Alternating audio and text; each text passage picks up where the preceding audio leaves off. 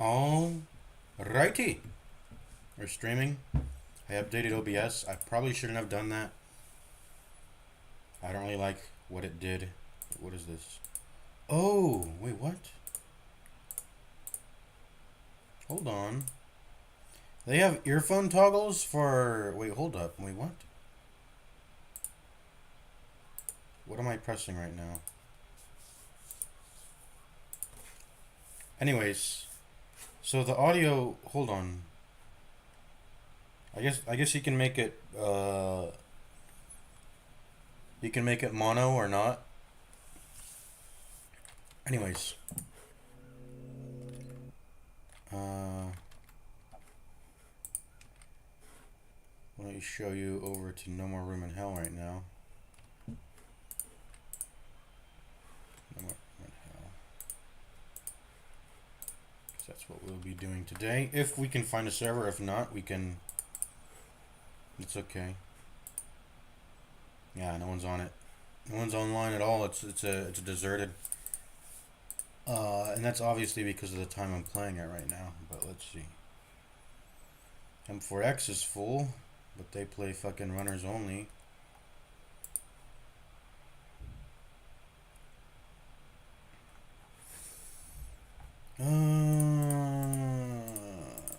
I guess no one's online. We're gonna go do Darkest Dungeon. That's what I thought we would do. That's why I had the Darkest Dungeon already prepped. Hold on, what is going on? Fit to screen. Hello? Fit to screen. Why is it not fitting the screen? Oh my god. See, this is why I don't want to upgrade fucking OBS. Update OBS, because it just does this shit. It's not fitting the screen, right? You guys see black. Scale canvas. Huh? Wait, hold up. It's the preview. I don't know what the fuck's going on with this new OBS shit.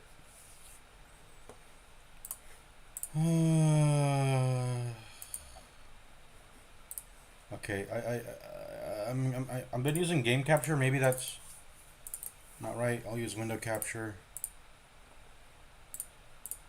Capture method Windows 10. Darkest Dungeon. Fit to screen. There we go. Now you guys should see everything well. Broadway.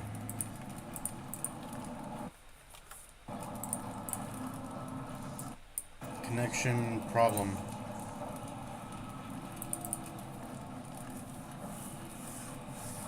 Down, down, down, down, down, down, down. Let's see the message of the day.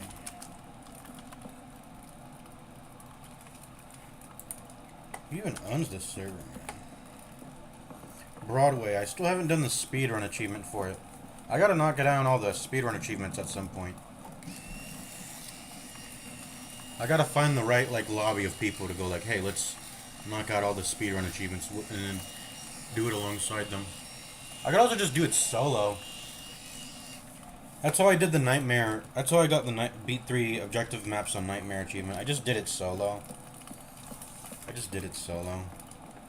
So I could do that, but the game's way more fun with people, right? So I'd rather do that.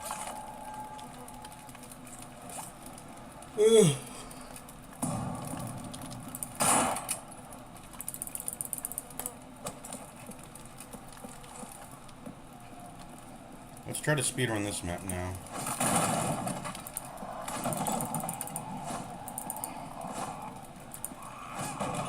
Probably just use hit scan for that. Lag.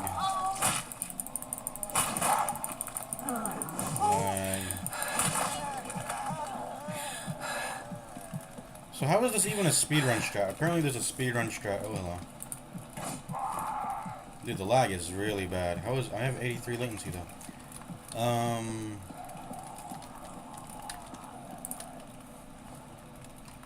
There's a speedrun strat that involves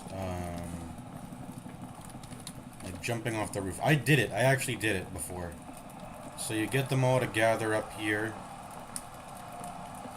to you. They'll try to pathfind to you, and then you... If there's enough zombies, they'll break your fall somehow. Like bundle, if you jump down on enough bundled up zombies. And I don't know how that works, but it works.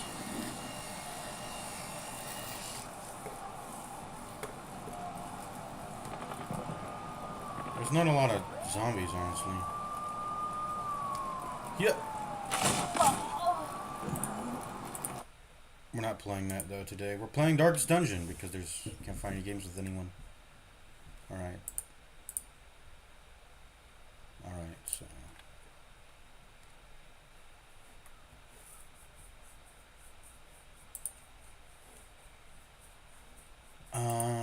Do we put on I don't know if I've been putting on music recently, but I think I'll do it when I feel like it.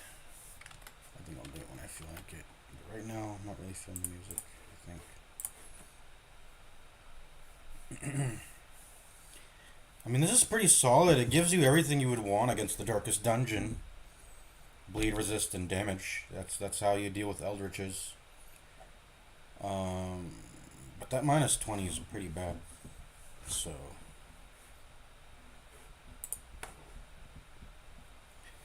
I was thinking of the quick draw charm, maybe. But I gotta level all these level 2s. I think we're done with, I mean, we still have a tiny bit of chance to do it, but I think we're pretty much almost done with, hoping that we will get a... what was I gonna say? We're pretty much done with hoping for,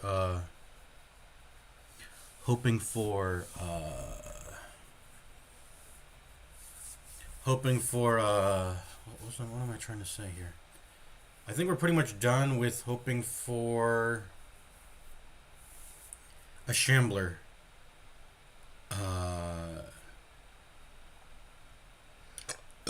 Excuse me. Hoping for a Shambler as in... No, you know, we could have done it last dungeon. I just forgot the Shambler generation rules. We could have tried it last dungeon, actually.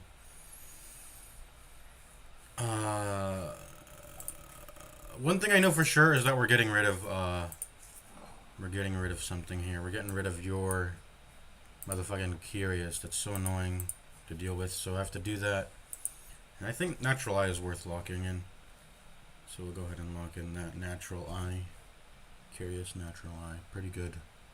Pretty good. Can never go wrong with accuracy. And lock it in. No, let's not lock it in yet. Maybe it might change. Let's not lock anything yet, but that's probably what's gonna happen. I don't know if Cleansing Crystal is good. It seems good. It gives you a lot. I mean, if you look at Garlic, I know it doesn't give you disease resist, which I do care for a lot, but I mean, just look at it. I mean, it looks sweet. It looks sweet. Cleansing Crystal. Have to kill a Swine Prince for it. Bumper Crop.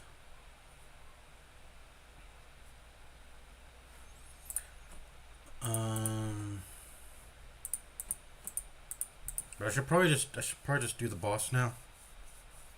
Cleansing Crystal seems pretty good. I think we're ready to kill the Swine Prince. Go ahead and pop that boss. But otherwise, our priorities should be here. Our priorities should be here so we can clear paths, because we already, like I said, the way you want to do things is you kind of want to just like progress. Like if you don't see an attractive boss that has a very rare that you want, except getting very rares are not even, I think we've gotten all the ones we care for at this point. Which is not a lot. There weren't a lot, but we got Garlic, we got Focus Ring, we've got like all of the good stuff is like they're all blues, sometimes greens, but they're mostly in the blues, and I don't know which ones are even whites or commons. Maybe Warrior's Cap. But I don't think any of them are really sitting in the commons, but mostly greens and mostly blues and greens. Yeah, the very rare trinkets. There's not a lot to be wowed with. As weird as that sounds. That was ancestral, so that doesn't even drop from. This is from the collector. These are from the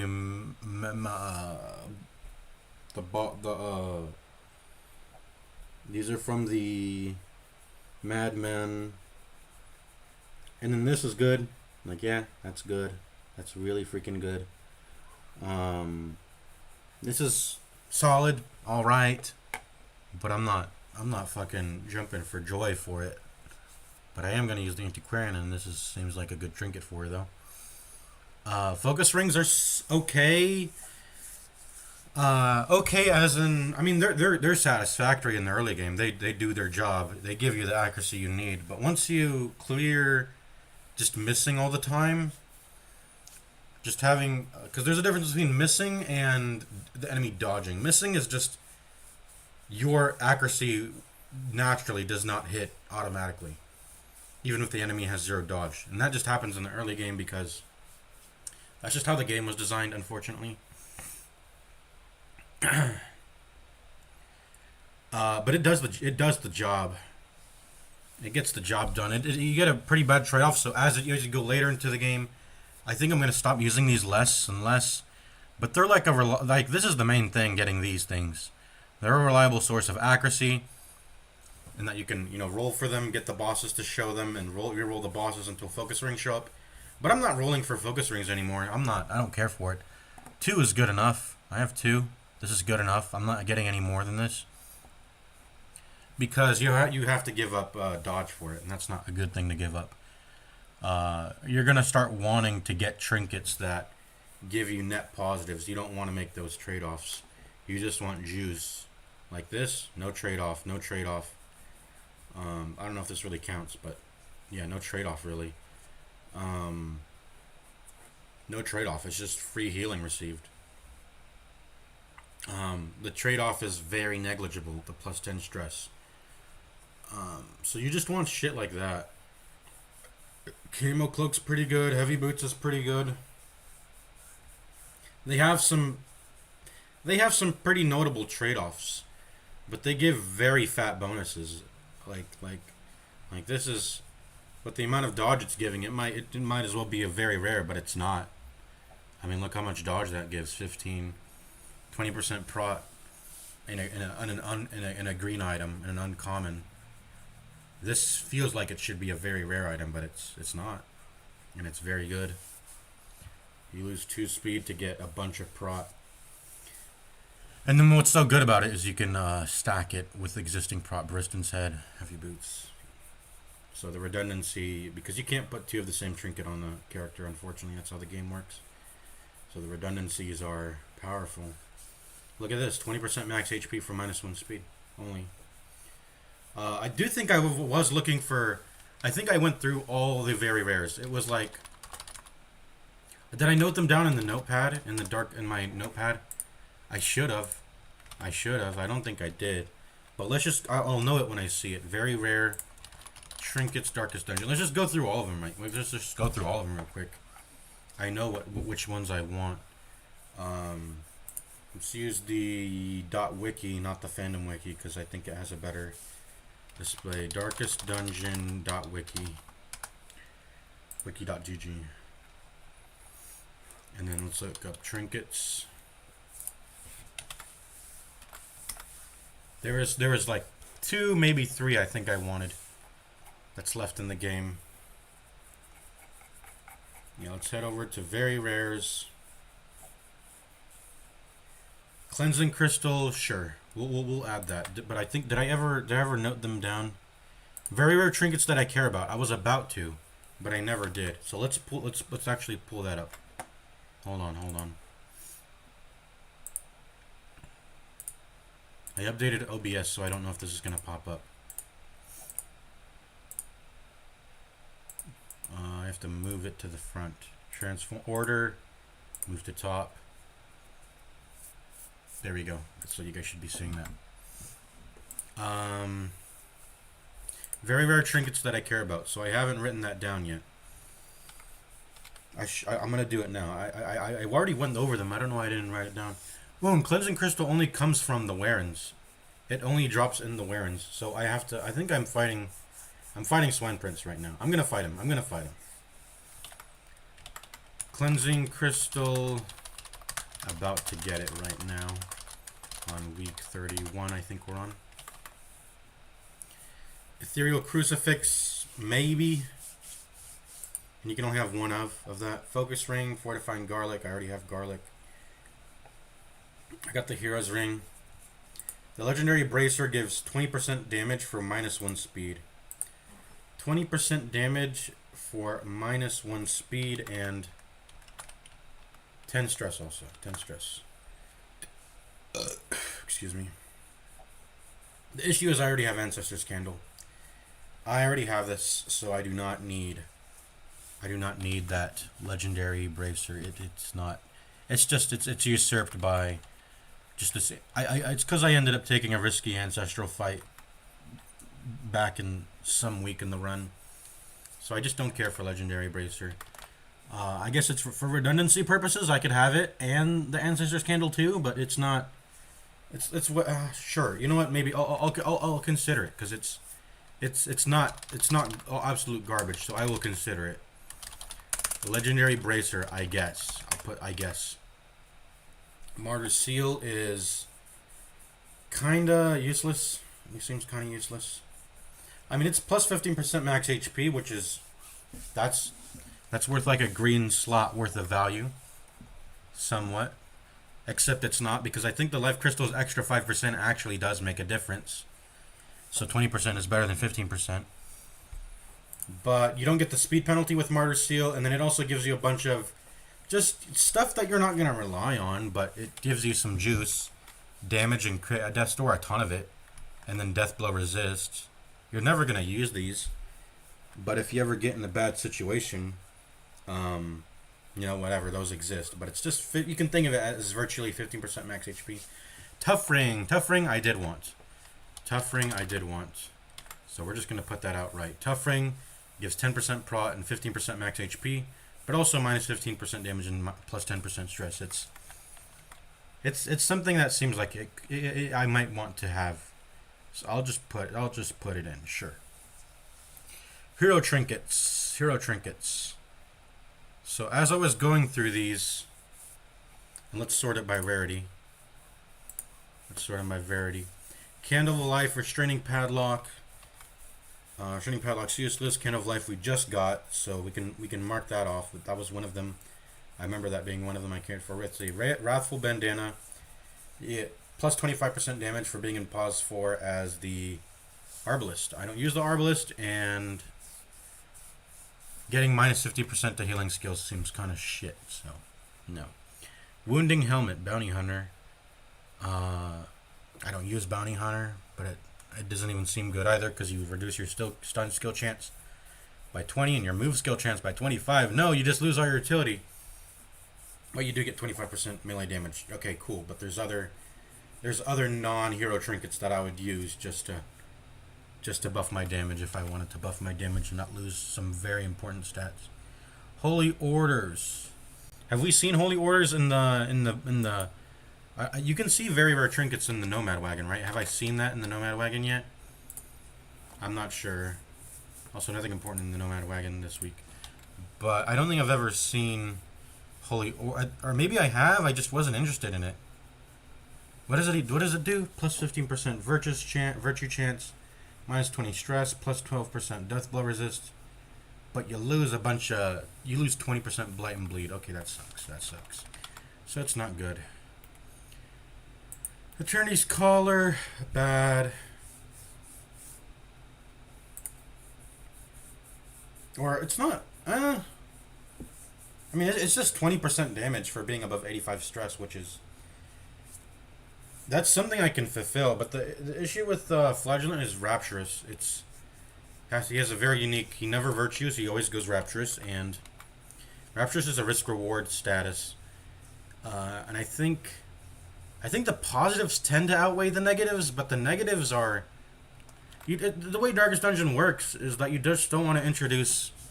I think it has a positive net value, being in Rapturous, as long as you don't have to worry about the stress, which, you know, in the way I set my teams up, I don't have to. But the issue with Rapturous is that, let me put on my AC, it's getting a little hot. The issue with Rapturous is you don't want to risk something you don't need to risk.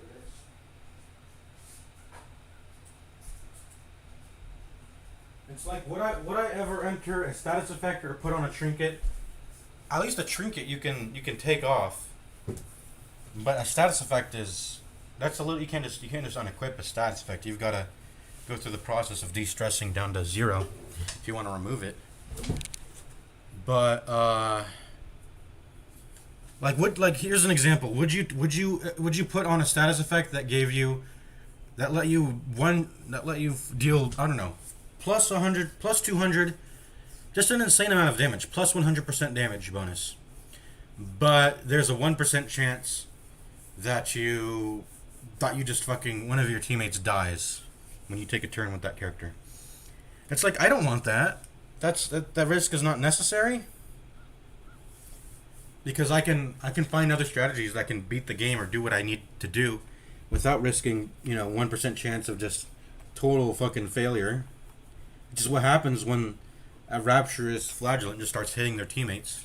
You just start taking damage that you didn't account for, and that's just bad, and it's a lot of damage. Anyways, yeah, that's what being a Rapturous entails, and I don't care for it then. Let's see, Raider's Talisman. I do think I wanted one of these. Maybe I was contemplating maybe I could get a Grave Robber to work on my team, but it's just, I think we're past that. But it's a pretty solid trinket. Or was I thinking of something else? 5% crit, 30% trap disarm chance, 2% 2 speed, scout, plus 15% scout. It just gives you a lot of solid stuff. And then minus 10% max HP, which is whatever. Hell's Hairpin, nope. It requires low torch. Gunslinger's Buckle. I was thinking about this. Plus 20% damage and 15 accuracy on ranged.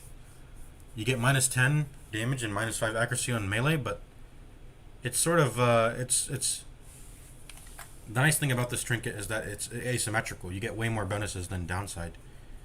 And then you can even get more if you just use the Highwayman in a way that's where you're just using ranged skills only. Not only, but primarily. Also, you don't care for damage and crit on bleed out anyways. All you care is about applying the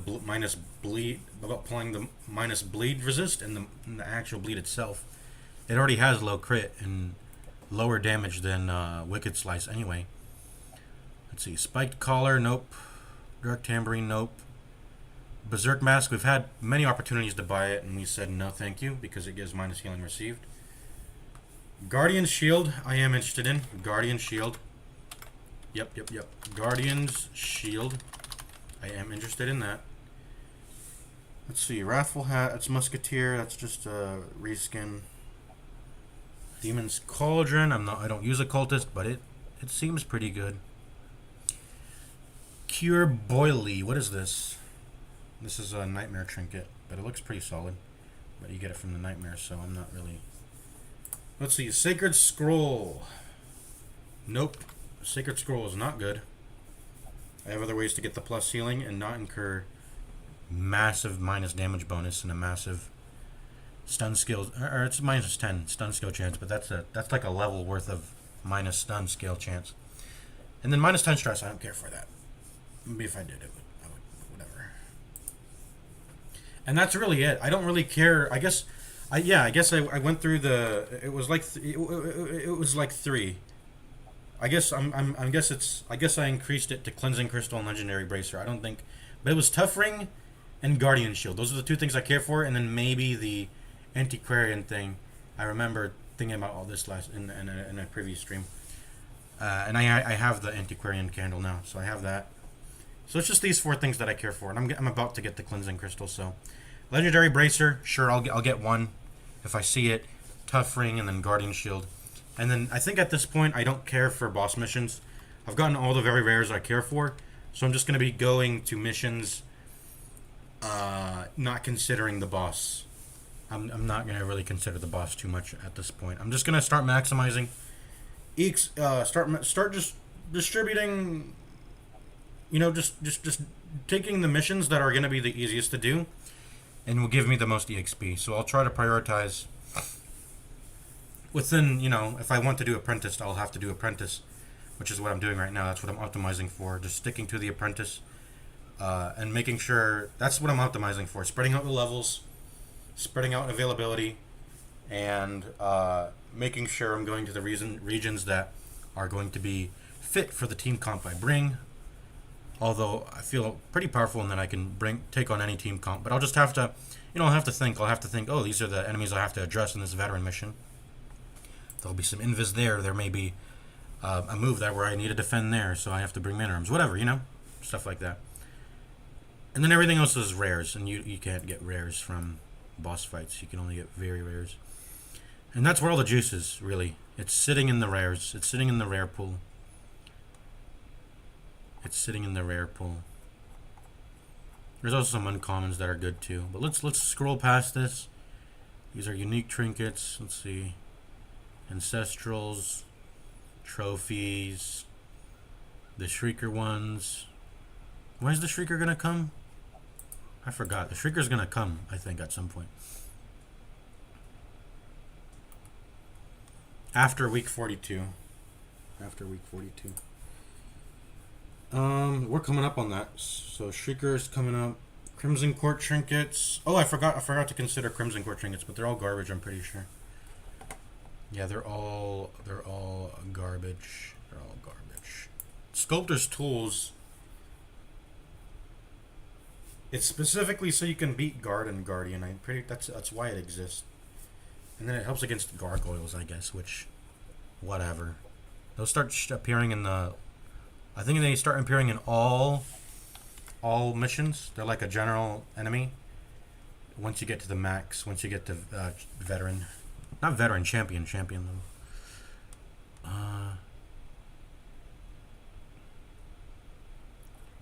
Trinket sets. Color of Madness trinkets. When were we going to go to the farmstead? I forgot. I said we were going to go to it at some point. Pretty soon. I feel comfortable and taking on thing from the stars. I was considering that, and I was also considering just opening up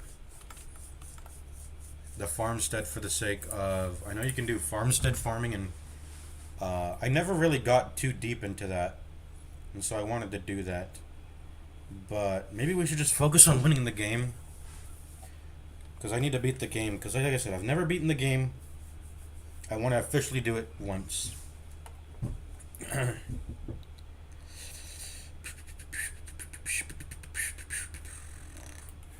So I've written them all down. Let's go.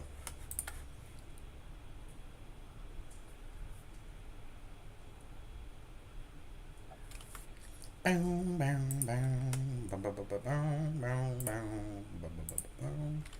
close the notepad.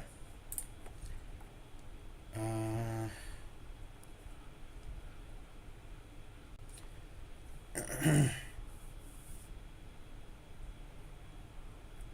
was gonna play some Slay the Spire, but I don't really care about playing on the beta branch. What's up, Shatter Hunter? BG.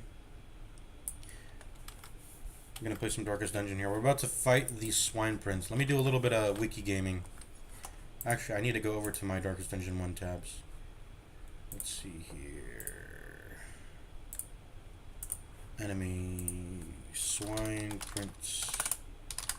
Darkest Dungeon. Actually, I should look it up on Swine Prince.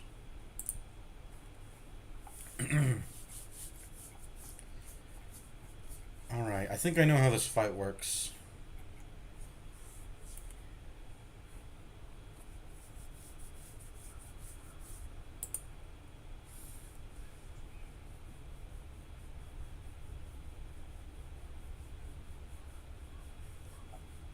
So I think the trick to this fight, it's always like the trick to this fight is that usually you think, oh, kill the little thing. It's what's it called? It's like a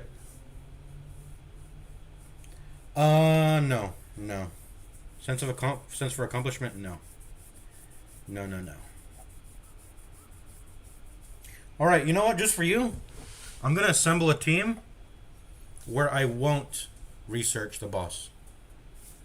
Let's do it. I don't care. I am confident that I will be able to win either way. Let's not even research. I don't remember the skills. All I know roughly is that the fight is a you just don't kill the little guy because then he'll get enraged.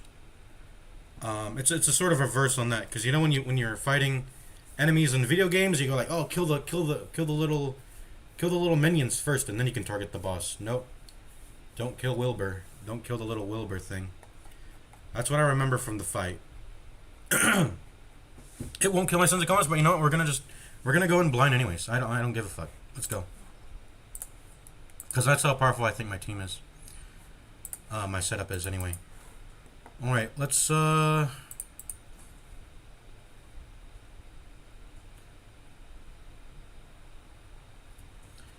even your characters tell you that it is not a good idea. Not a good idea to do what? What do you mean? My characters tell me not to do what? I don't understand.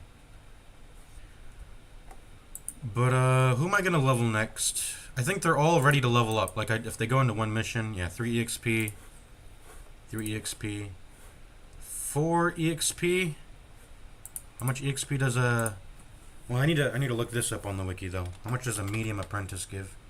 I need to look up resolve. There it is. I have it's like the tab left right here.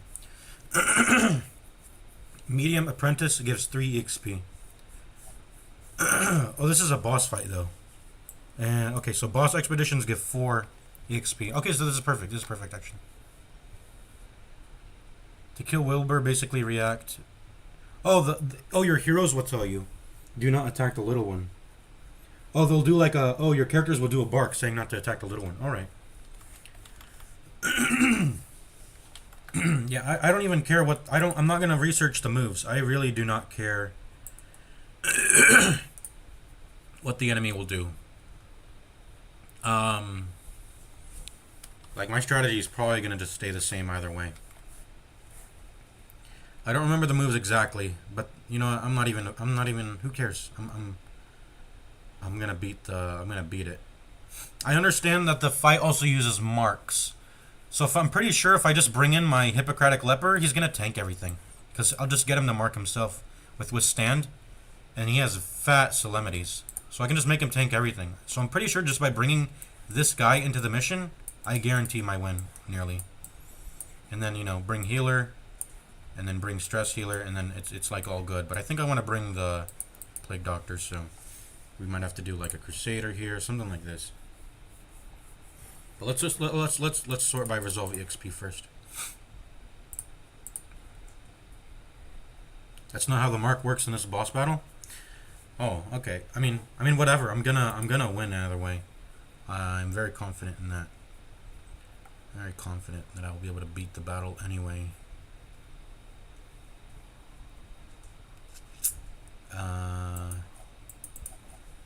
Let's see. So boss expeditions give 4 EXP on apprentice. So that this person will level up if I bring them. Do I bring my Highwayman and the Plague Doctor? I'm gonna bring at least one of them, I think. I don't think we're gonna bring Antiquarian. That's just too risky, given that it's a boss battle, and I'm not even gonna be doing any prior wiki gaming.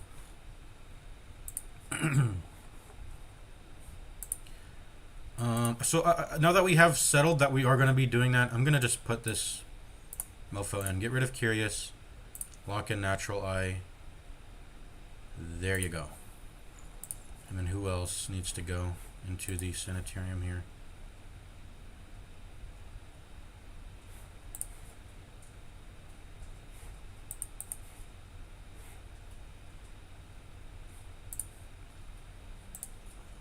Who else needs to go?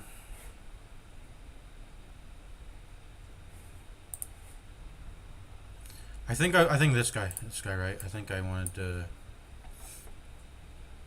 because I wanted to lock in his toughness And then I think I was going to get rid of his antsy. I mean, I can't. This is a really annoying thing, the plus 20 stress when idle. But I might be using him for this particular mission. So I might end up bringing him in and then doing his stuff after. So I'm not going to put him in just yet. But I would put him in. But let's determine actually if we're going to bring him in. I mean, should I bring him in?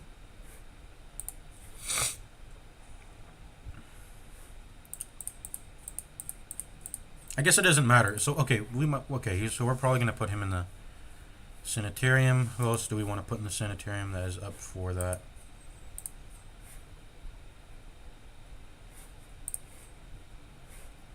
I think that's it. Oh, we wanted to lock. Okay, yeah, we wanted to lock in this guy.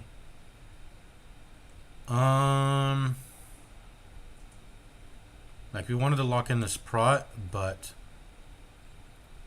I want to clear like a negative quirk that matters. That's what I remember from that. Same thing here. Do we want to let this fill up with positive quirks more before we start locking stuff in? And then that's it. I think this is like the only other guy who we would want to bring in here. You know what? We'll just do it now. I think we're okay with bringing either this guy in or this guy in. This guy doesn't necessarily need to be in here. Wait, wait? I should probably. I'm gonna do a little bit of wiki gaming. Let me see if Swine Prince is Eldritch. I think it's Beast, and I think that's it. Okay, yeah, they're just Beast, so they're not Eldritch. So I don't care for Eldritch Slayer then. Let's lock in that tough. Let's get rid of Antsy. I mean, I don't want stress building up for being idle. That kind of sucks.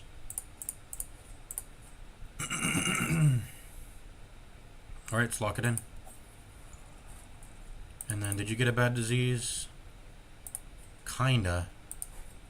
That doesn't matter. How long have you had this disease? I don't know. Let's just get rid of it. How did she get it? I didn't even bring her to a mission. I forgot when she got this disease.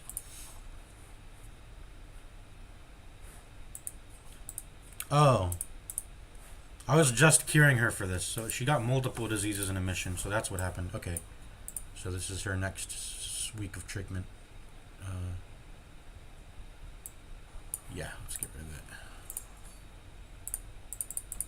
I would bring her, but I've got some... She doesn't have... I don't have space for her. Let me turn off my AC.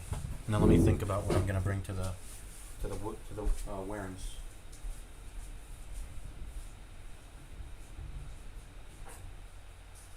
So the Warrens is a pretty easy mission.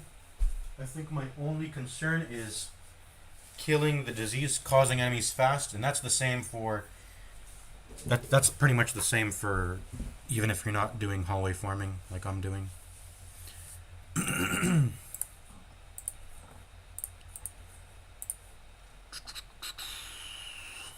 So we just need to get things that kill them fast. I think they have a resistance to blight. I don't really care. I think that's okay. This is a apprentice mission, and I'm also gonna have this on. So that's gonna be handled with pretty easily if I bring the Plague Doctor.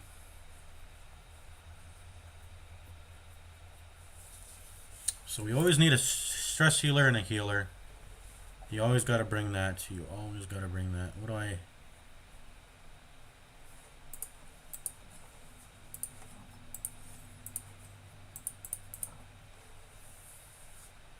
Oh yeah, oh yeah. She does. You only get to use that once though. But that is... Yeah, that is something I didn't take into consideration. That's pretty good. So what else? I will just look up on the wiki. I just want to get a refresher of... I just charged my phone, by the way, if you heard that. I do want to get a little refresher of the enemies that can show up in the Warrens. I'll remember them when I see them. Swine Chopper is like a pretty big thing. Swine Slashers they have high crit, if I recall. But it's all an apprentice. It just doesn't matter. And they don't get invis until veteran. Swine Wretch, Swine Drummer, Carrion Eater. They do start to disease on higher difficulty missions, but it's literally exclusively Swine Wretch. So just have good accuracy and be able to hit rank 3 and 4. That's it. And then as for the boss fight, yeah, this is a very easy area on Apprentice. Just kill rank 3 and 4. And Dismas is actually primed for doing that. He's primed for doing that from a position that's typically hard to get it in. Position 2, it's really hard to hit rank 2 and 3 and 4 from this position, but Houndmaster and Highwayman get to do that. So I'm definitely bringing this guy in, I think, and we're going to give him some accuracy trinkets, maybe? We might do that. Let's see. Accuracy. Losing dodge feels not so good, though. I don't want to put on focus ring if I don't have to. I'm sort of past using focused rings if I don't have to use them. Oh yeah, steady bracer. Perfect. I lose some dodge, but it's less dodge than... This is actually better than focus ring, in my opinion. So I'll bring steady bracer. And that should handle... That should handle it. You could... I think I could calculate exactly the Swine Wretch dodge. Apprentice Swine Wretch dodge is 12.5%. Let's just round that up to 13. Or actually, let's round it down to 12. So 12 dodge. Also, you need to outspeed it. Actually, that's probably the most important thing. You need speed too, and that goes for literally any fucking fight in the game. Speed and accuracy. Speed and accuracy. Speed and accuracy.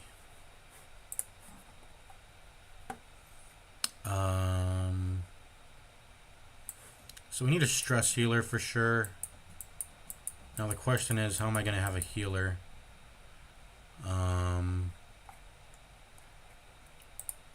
It could just be one Crusader, but I don't really feel comfortable doing that unless I also have like my man-at-arms giving constant prot and guarding people. So what would supplement that? Maybe just two. No, he's not. I do. We're doing hallway farming strats, so that's we need it. And also, it's gonna make farming for virtues easier too, which is what I'm gonna just do it because I'm not gonna redo any research on the boss. So I'm gonna get 4 virtues. I'm doing 4 virtues here. So I think we're definitely bringing Highwayman. We're bringing a stress healer. I don't feel comfortable having no healer at all, so I think we just gotta cut the PD. Unfortunately. So he's gonna get cut. And then I'm gonna have something like this, probably. I mean, it just has to be this way.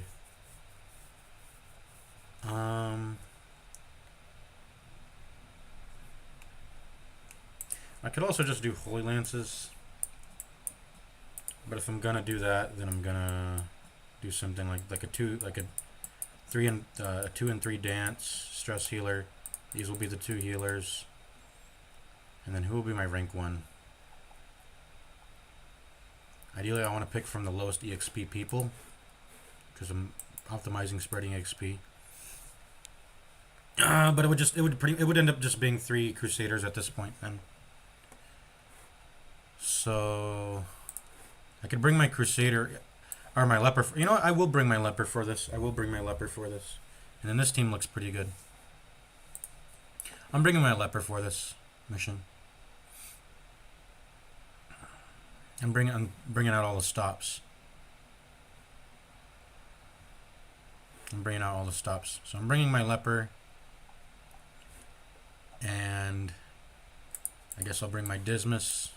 This seems good. If he's self-sufficient, and then the Crusader just has to split heals between 3 people, I think that feels satisfying enough to have just one healer, and that one healer being the Crusader on the team.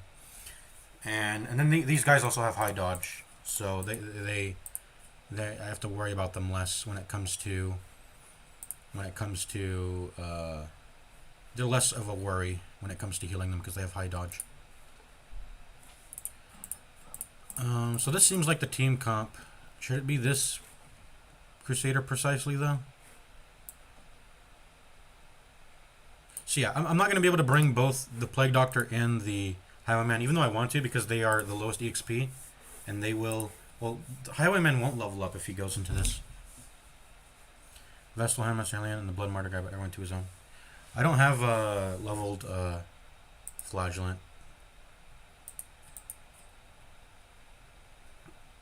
But yeah, I could bring Vestal. I could bring Vestal, but I'm trying to... Like I said, I'm trying to get away with stuff as much as I can, which is just spreading EXP across these two people. Everyone else is on the verge of level 3ing, so they're all equivalent in mission priority. But that's... Yeah, I'm just trying to get away with spreading equal levels as equally as possible.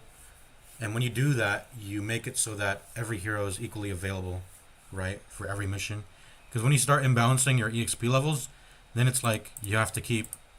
Then it's like, oh, I can't run these guys because they're kind of too low level for what's displayed on the map. You know, that sort of thing ends up happening, and that ends up sucking. And also the difficulty generation is determined by who your highest level guy is. You want to spread EXP. That's something I've come to find out in this game. You want to spread EXP. So I'm trying to include him, even if I don't necessarily... Like, I'm just trying to include him for that sake. And the Plague Doctor, so... I really just don't think they can fit on the same team, because I can't have a Crusader healing all three of these people. Including himself. He has to heal himself too. So I have to either cut Plague Doctor or Highwayman, and I think my decision is going to be... It's probably going to be... I guess both could work, actually. Because these can do a dance. I remember, the Jester can do a dance with the Crusader. So it's either one. It's actually either one. For the sake of not leveling the Plague Doctor, though, because I know this guy will only go to... 8 plus 4 is only 12. He'll only go to 12 Resolve EXP. So I'm going to prioritize the Highwayman.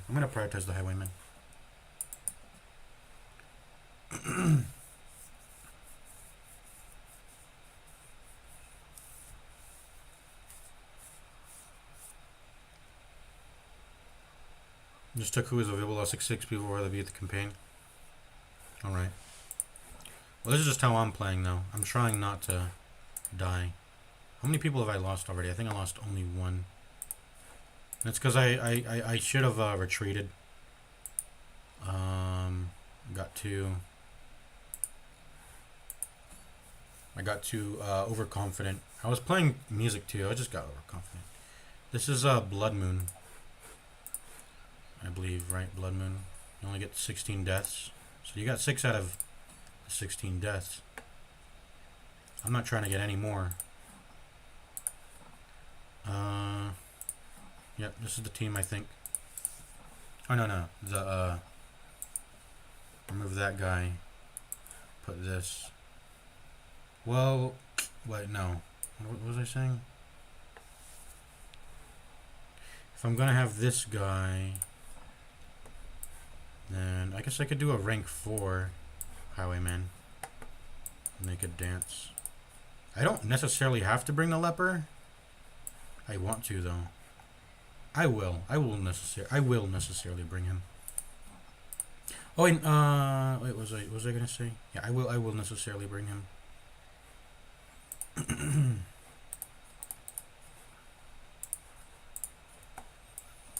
But we're definitely bringing the... Well, I guess the leper is really solid in that he...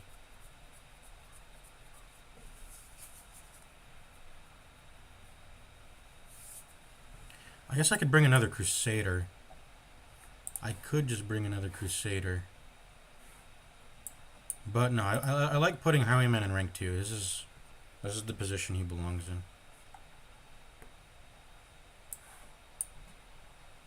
So I guess it's Vestal. We're bringing a lot of power then. We're bringing a lot of power to this Warrens. Bringing a lot of power. Is there just any layout where I can fit both of them in, though? I don't think so, because the back ranks are too occupied by these high value. How did you get all those trinkets and money with so little dungeon levels reach? Yeah, I'm on week, what did I show you? I'm on week 31. Because I farmed. I hallway farmed. I hallway farmed every level. I'm hallway farming every single level. And I also did a little strategy that involved redoing the first mission for like the first 10 weeks until I got my district. And then I got the bank district ASAP. I got it as soon as possible.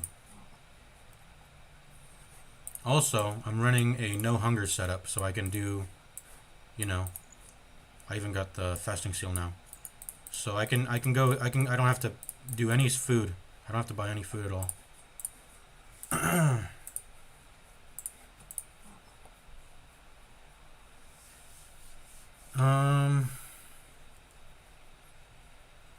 So I really just don't think there's any way to put both PD and Highwayman on the same team.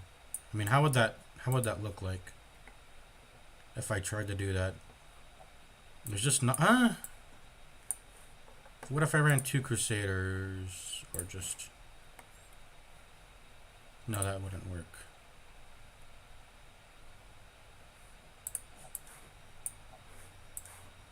Oh, whoops, that's the wrong gesture. Yeah, this is just not enough healing. And if I put the this here, this is not enough stress healing. I can't. My principle for team setup is I can't have a Crusader be the only stress heal or the only heal on the team, and I just can't. That's bad. And I mean, is there any way where I could fit like a Jester here? Not really. So the PD and Highwaymen just occupy too much space. Rank 2 Plague Doctor's kind of dookie. And in rank 1 Highwayman it's not dookie, it's serviceable, but I'd rather just, if I want his power, I'm putting him on rank 2 because that gives him access to both pistol shot and open vein from a premium position. Because there are rank 3 and 4 are god positions. These are very valuable positions, and having a Highwayman occupy it is bad. Having him occupy the 2 slot where only Houndmaster and Highwayman can hit rank 3 and 4 from rank 2 is premium. So anywhere that isn't, rank 2, maybe 1, is not good. And so, can I satisfy all the healing demands and stress healing demands like this? I cannot. So one of them has to go. And I'm choosing the Highwayman. I'll elaborate when I get into the. I mean, it's just when you see a hunger check, this says minus 100% food consumed, and so if all 4 of your heroes have it, you don't need any. You don't need any food on the hunger check. That's it. That's all. That's it. And then you don't have to provision for food at all, because you never have to pay the hunger check. You just don't buy food because you don't consume food. Something that can disrupt this is getting the tapeworm disease, but that's about it. And it's like only 1 character. That's why disease prevention is very big, especially for hallway farming, because you just see fight after fight after fight after fight. You can check my previous streams. I do hallway farming. So let's just go with the setup I said. Leper, Jester, and I mean this is the strongest setup I can possibly do.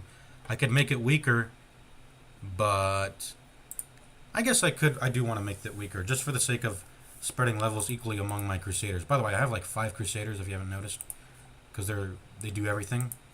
They literally do it. They do stress heal, they do heal, they do damage. They're tanky, so they don't, they're not squishy. They don't get killed very easily. Their base damage is good, so they do damage well. It's not even mediocre. It's good damage. So Crusaders just do everything. They're kind of OP. Only problem, they're slow, but whatever. That is so whatever. 1, 2, 3, 4, 5. It would have been only 4 Crusaders, but one of my, as you saw in the graveyard, one of my vessels died, so I replaced it with a 5th Crusader. Just plus 1 Crusader, because Crusaders do everything, and they can fit into every team and they can do no bad. In fact, you can just run 4 Crusaders if you wanted to.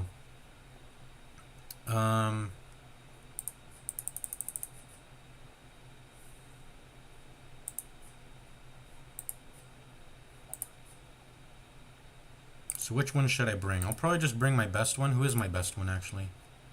Or whoever has the lowest EXP. 11, 13, 13. We'll bring the one with 11 EXP. So I could do this. Actually, you can do like a dance here. But then this would be a rank 4 Jester, not a rank 3. Which is... I mean, it's okay. It's okay. There's nothing wrong with that.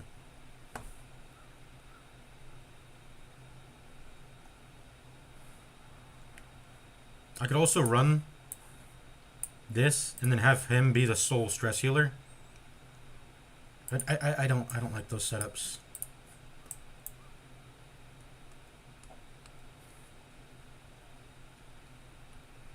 I don't like having a Crusader be the sole stress healer. Even if I do have a leper on the team, which makes him less of a liability to have to demand stress heals or heals.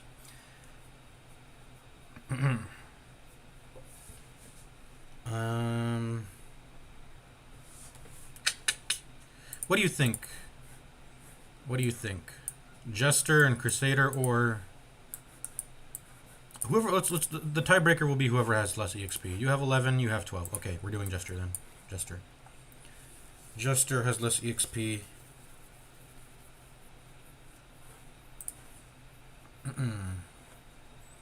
And then, like I said, if we wanted this most powerful setup, we would just put a Vestal here. But I want to spread levels equally, so this is what we'll do. Alright, I think the setup is done. Now we just have to think about the trinkets now. And so what's the setup here? The setup is pretty much just... We can have them do a dance in the back, right? Kinda. He's okay with going to rank 3.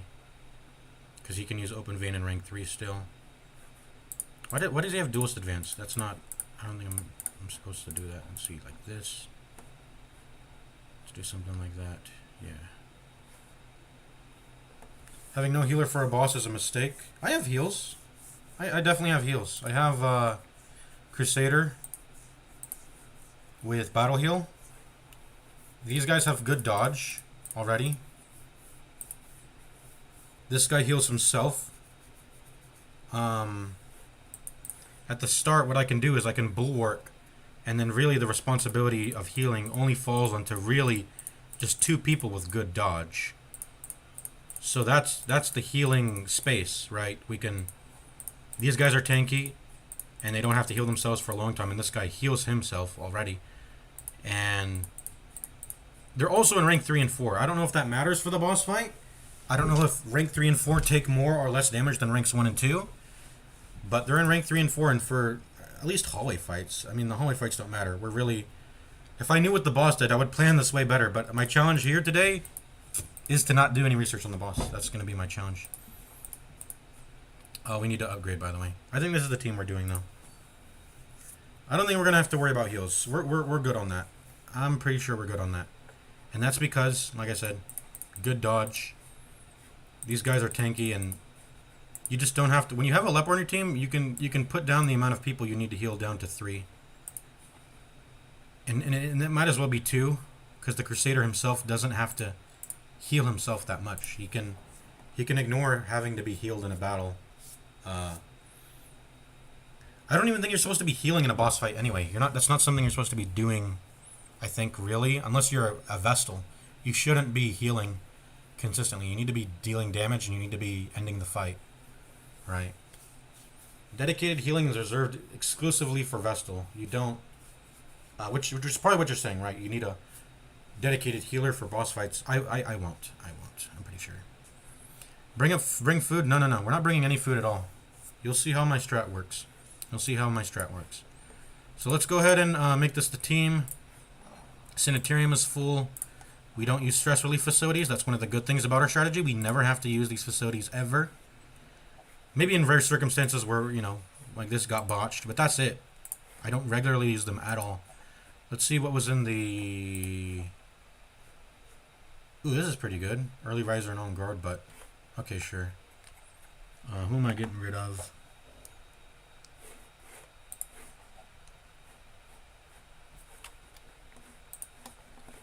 I might want to have a spare Jester, just in case. That does feel like something I would want to have. I think it's time to get rid of these guys. I ended up logging in their good quirks early, but that was a mistake. I'm just gonna have to admit my mistake and get rid of them. So boom.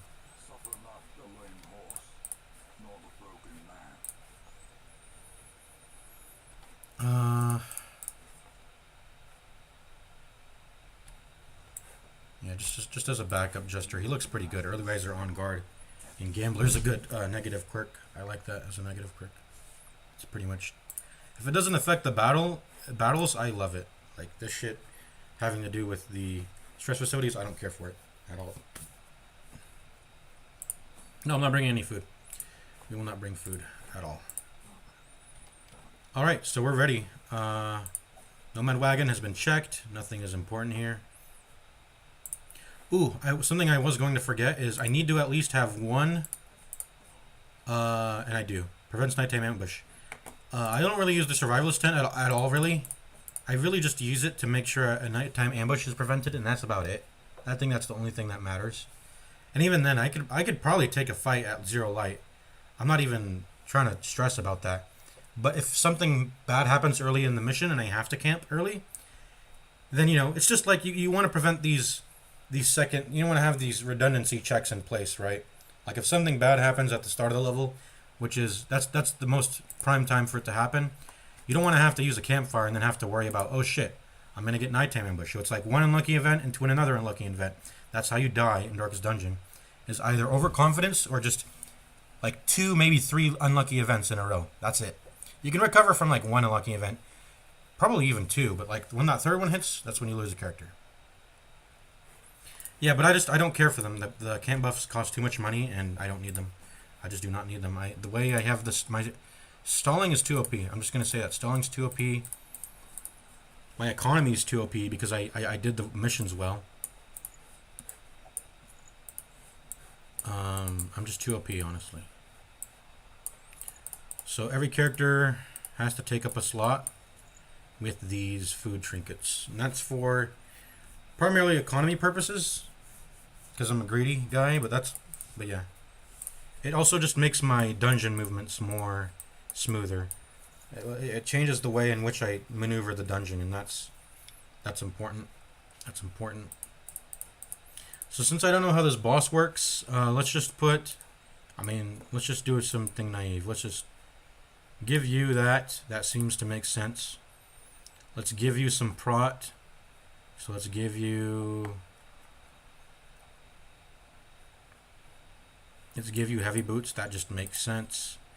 You're a healer, so I will give you a healing trinket. Junior's head. And let me do the math. 3, you would need 35% to hit the +2, right? Because healing rounds up.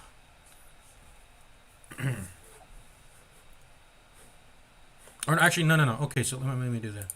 30%, 3 times 0.3 is only 0.9, so you can actually, I can actually just put Chirurgian Seal on you. Where's that? Boom. Then I don't have to incur free stress. And you still get the +1 heal. So we can actually, that's a new trinket I found. It's really solid. It's technically less than where is it? Where'd I put it? It's technically less than Junia's head, but if you do the math, it's +1 either way. So it's important that you know that, so then you just don't have to increase free stress.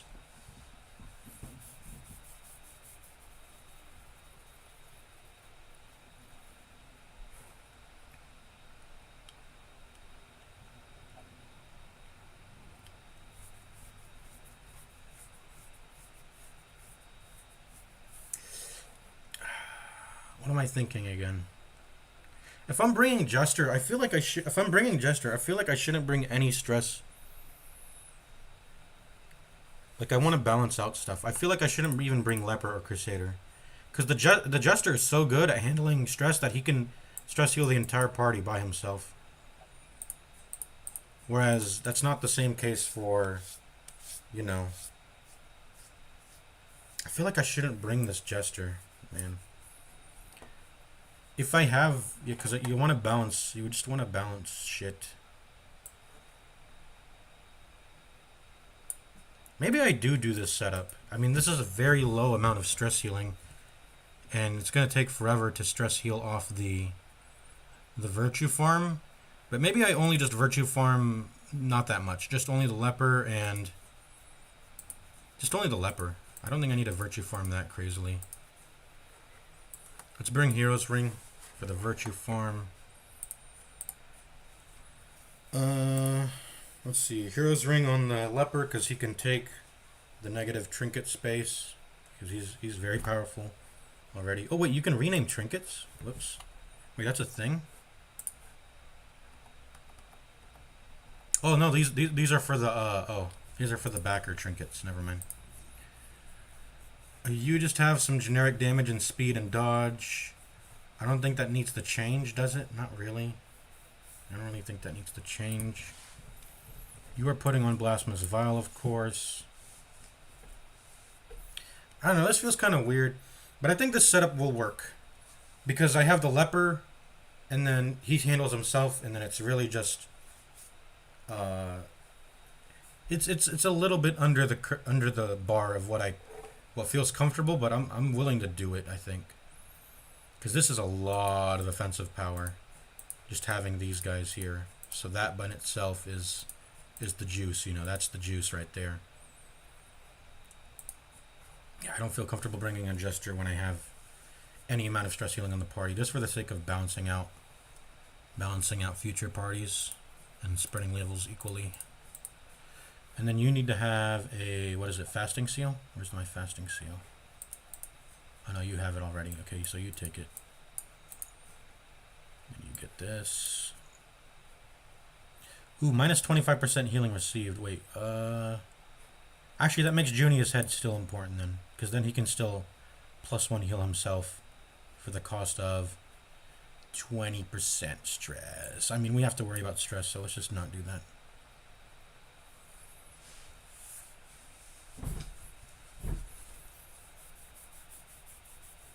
Yeah, there actually is a reason to run Junior's head because of the Bloodthirst ring getting in the way, but I think we'll be okay. We're going to beeline it to the boss fight. That way we don't have to worry about trinket space. That's typically what I do. So that way I can just unequip this and not care for it. Just unequip it, and then when I do hallway farming for the rest of the mission, I can have it equipped and not have to worry about taking -1 healing. But that shouldn't even matter during the boss fight, because we don't have a dedicated healer. In fact, because of that, we should probably just keep these on during the boss fight. We should probably just keep these on during it.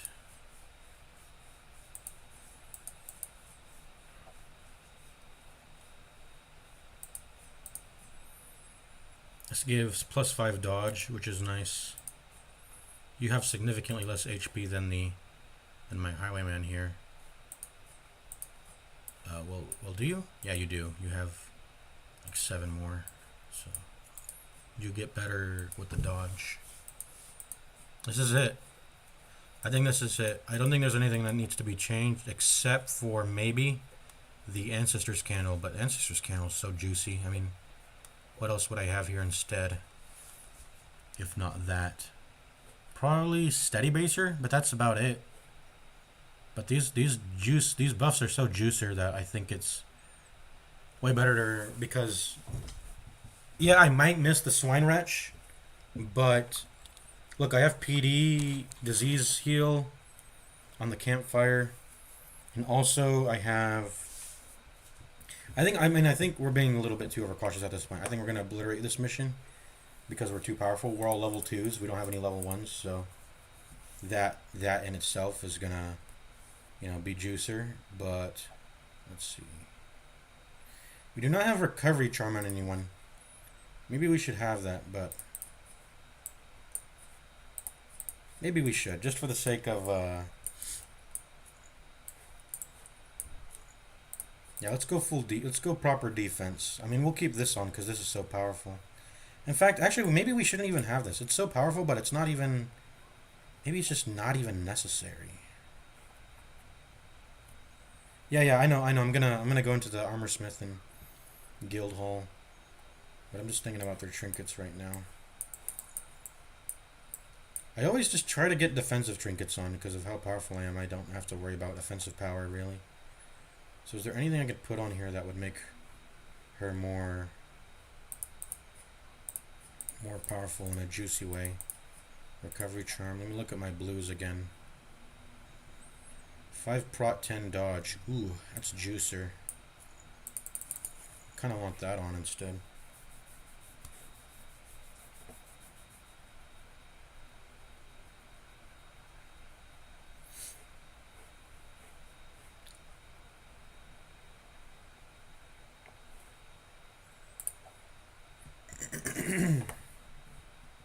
Yeah, why don't we just dodge max? Dodge max. Dodge max on the PD. Oh, and she already has gifted. I didn't even realize that. She has gifted already, so that's... And she has natural swing. So this is all juice. This is all juice. All juiced up already.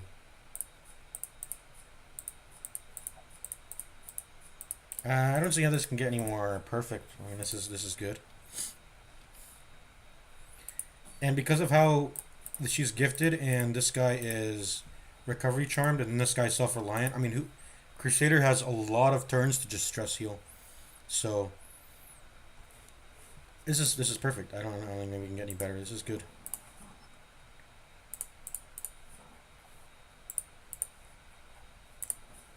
Let's do this first.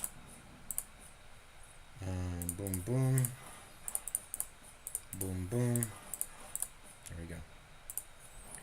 Guild Hall. Everything's maxed here pretty much. I think for the sake of stalling, you kind of want to leave your worst abilities at level 1. Because you intentionally want them to miss. That I don't know if that will ever come up, but that might come up. And so I want to... You can't retract upgrades, so... That's like a little strat there. See, Grape Shot Blast is not really leveled. When does Revenge get good, man? I don't know. I don't think I ever want to press that. Unless I'm doing some specific setup. Oh, you need to all get leveled. Let me see here. Smite. Stunning Blow.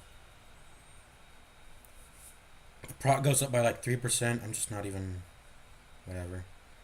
The heal... Oh, wait, no. Oh, the heal... It can... Wait. Okay, hold up. Wait.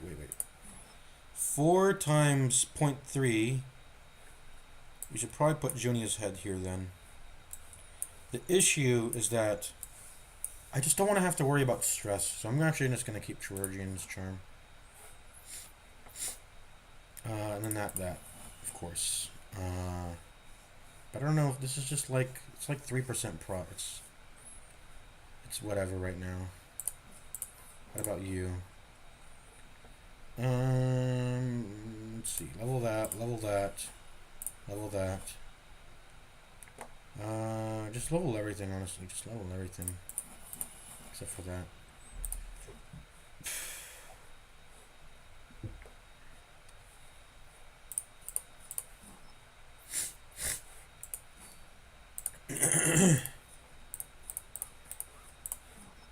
Yeah, this is pretty solid, I'm pretty sure.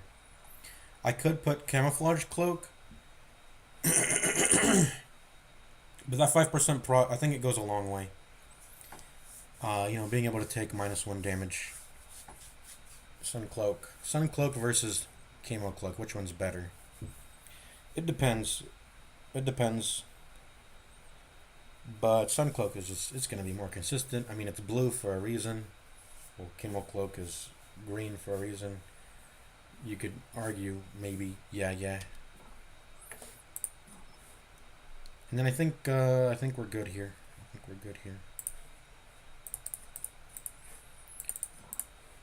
Let's go. So let me figure out the turnover though. Leper does leper stuff. PD sits in the back doing PD stuff. She could be 3, but it's probably better she just was 4. Let's see. This guy's gonna go before the Crusader, and the Crusader's gonna lance in. And then at that point, just start doing stunning blows, most likely. Yeah, that's probably what's going to happen. And in the boss fight, I'll put a smite here, but yeah. And then, what do you do? I think I actually put... Okay, so I think the reason why I put Duelist Advance, even though I don't use it in most fights, is just in case I see the Collector. But I really don't want to do Duelist Advance because it fucks up stalling. It'll fuck up you don't want to You want to make sure you're dealing damage very precisely because you want to set up this stall perfectly, and dealing damage randomly is not a good thing. And dealing damage in an AoE is also not a good thing, so... Even though I'm not going to use dual advance most of the time, I'm just going to use pistol shot, open vein. This is just for the collector fight. It's good for the collector fight. Then tracking of shot is just for the sake of stalling, that's it. This is, I mean, you run this on every Crusader, honestly. You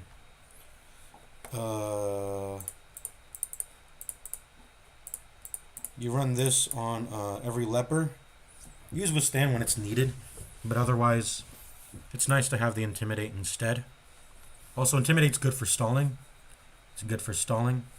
So my stalling moves are going to be tracking shot sometimes, mostly intimidate and stunning blow, and that's it. Intimidate and stunning blow will be the stall moves.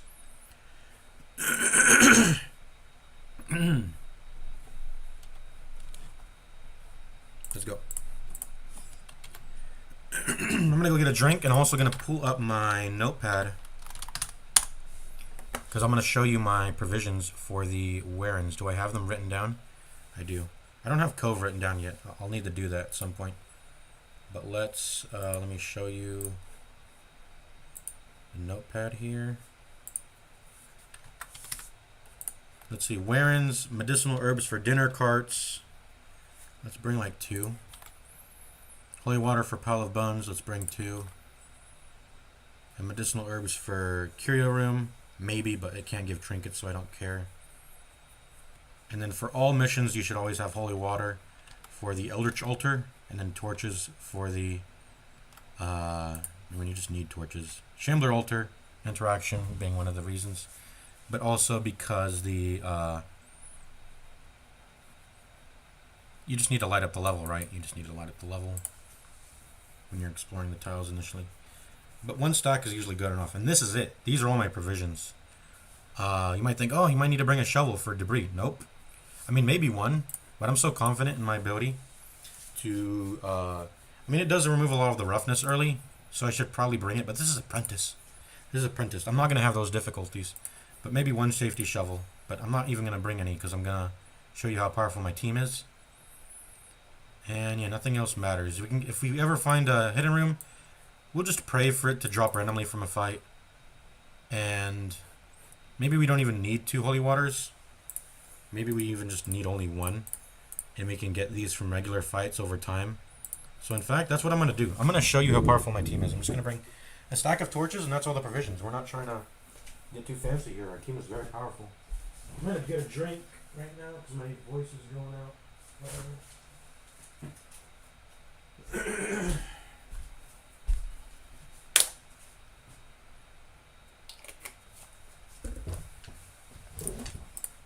And yeah, this is the team. I'm not even I didn't research the boss. I don't know what it does. So we're just gonna go into this as is. Excuse me. Let us embark.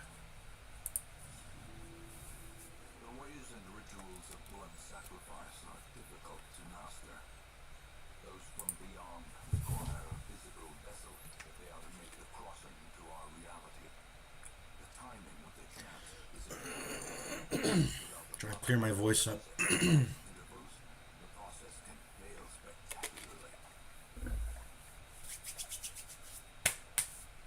Let's go.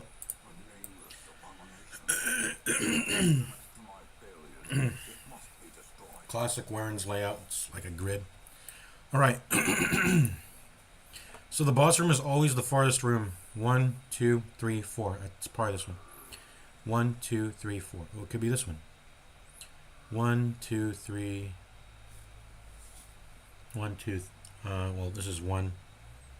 1, 2, 3, 4. 1, 2, 3, 4. 1, 2, 3, 4. 1, 2, 3, 4. So it's either this one or this one. Those are 4 blocks away. Oh yeah, my notepad. All right, get it out.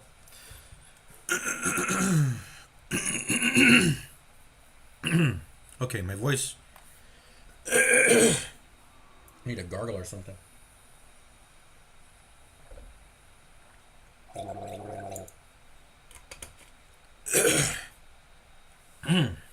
There we go. Okay, there, it's fixed. I just had to gargle.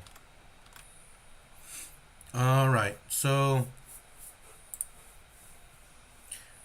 always the furthest distance away. If the distance is equal, it's the southernmost of those rooms. And then if the southern distance is equal, it's the room furthest to the east. To the right. So it's the bottom and to the right. Given that the first condition is cleared, it's this one. This is the boss room. So we're going to head over to it as quickly as possible. One of the things I'm going to do before I go into that is to set up a hallway that's completely full of hunger checks. That way we can fall back on it and walk back and forth and heal up to max health. And the way that works is we will just restore our light to max, and it preferably an easy fight, right? So we want an easy fight in a hallway that's full of hunger checks. That's usually what I'm trying to set up as I go into a mission. But let's just start pathing and let's see. All the hallways are 3 long, so we don't have to consider hallway length. So they're all the same. Let me put on cheat engine. I put on cheat engine to speed up the game without using mods, if you're wondering. So let's put on cheat engine speed hack 5x, and then I might put on an auto clicker. But we'll do that. We'll use it later. The auto clicker is so I can farm the hallways. Alright, let's just make sure we have all the right skills equipped. Purge and chop, solemnity, intimidate if it's needed. Play grenade, blinding gas, those are the main things, and then battlefield medicine and disorienting blast. This is just for the stall. Alright, let's go.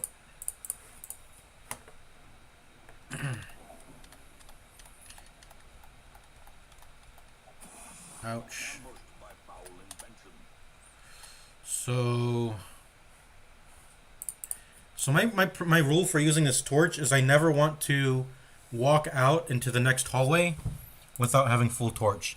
I think if I'm being extra greedy, I might want to light it to full just so that if there's no enemies in this room, I can get the max torch. But I don't actually know if that works. I don't know if the difference between dim and radiant actually affects the super secret scout, or the critical scout that lets you get the super secret room. So I'm actually just not going to concern myself with that. The main thing I want to do is pop torches inside rooms.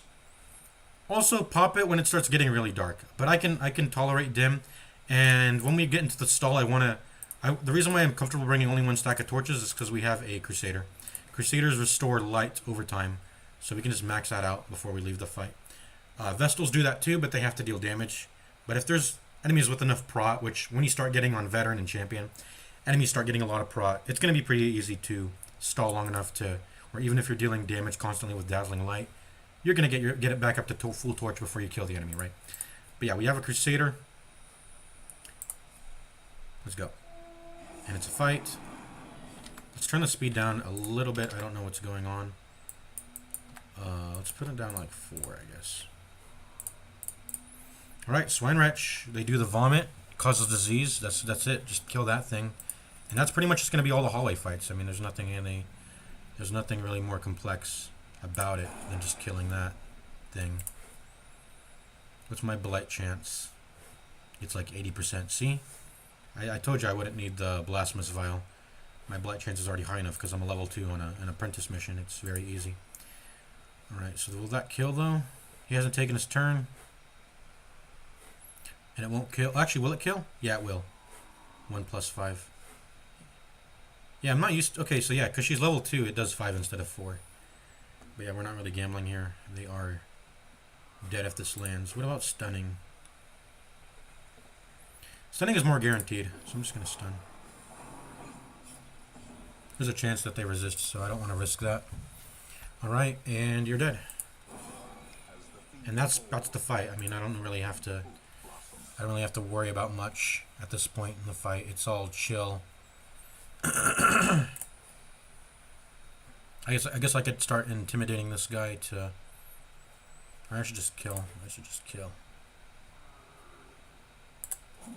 Miss. Youch. I don't have to deal with stress. It's just an inconvenience. Although I could full stress heal down to 0 before the end of the fight. But just for the sake of not getting inconvenienced, kill him.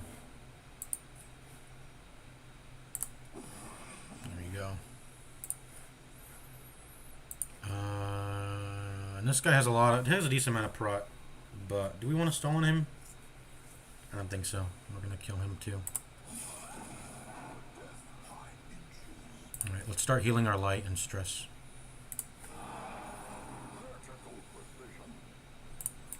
And then blinding gas.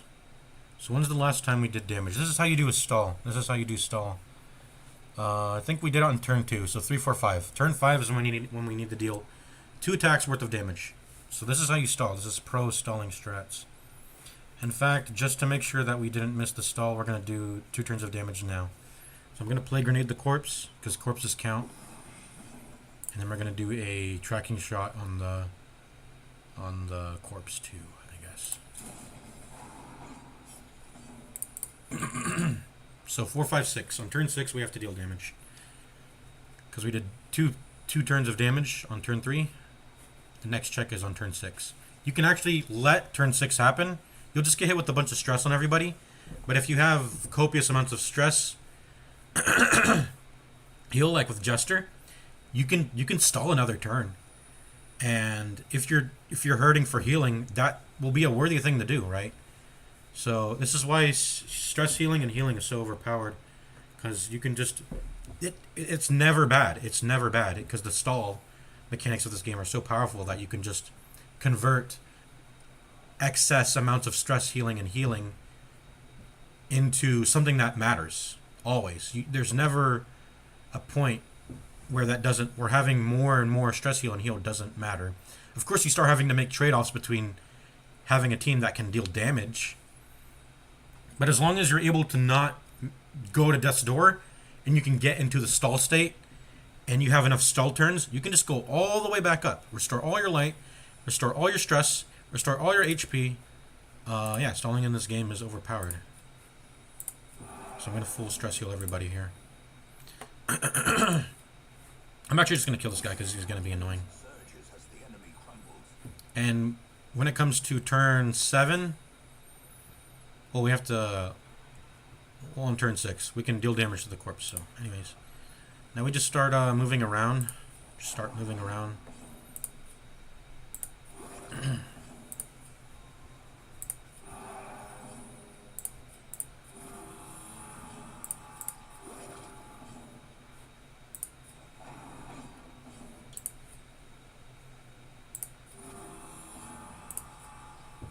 Just do a regular heal.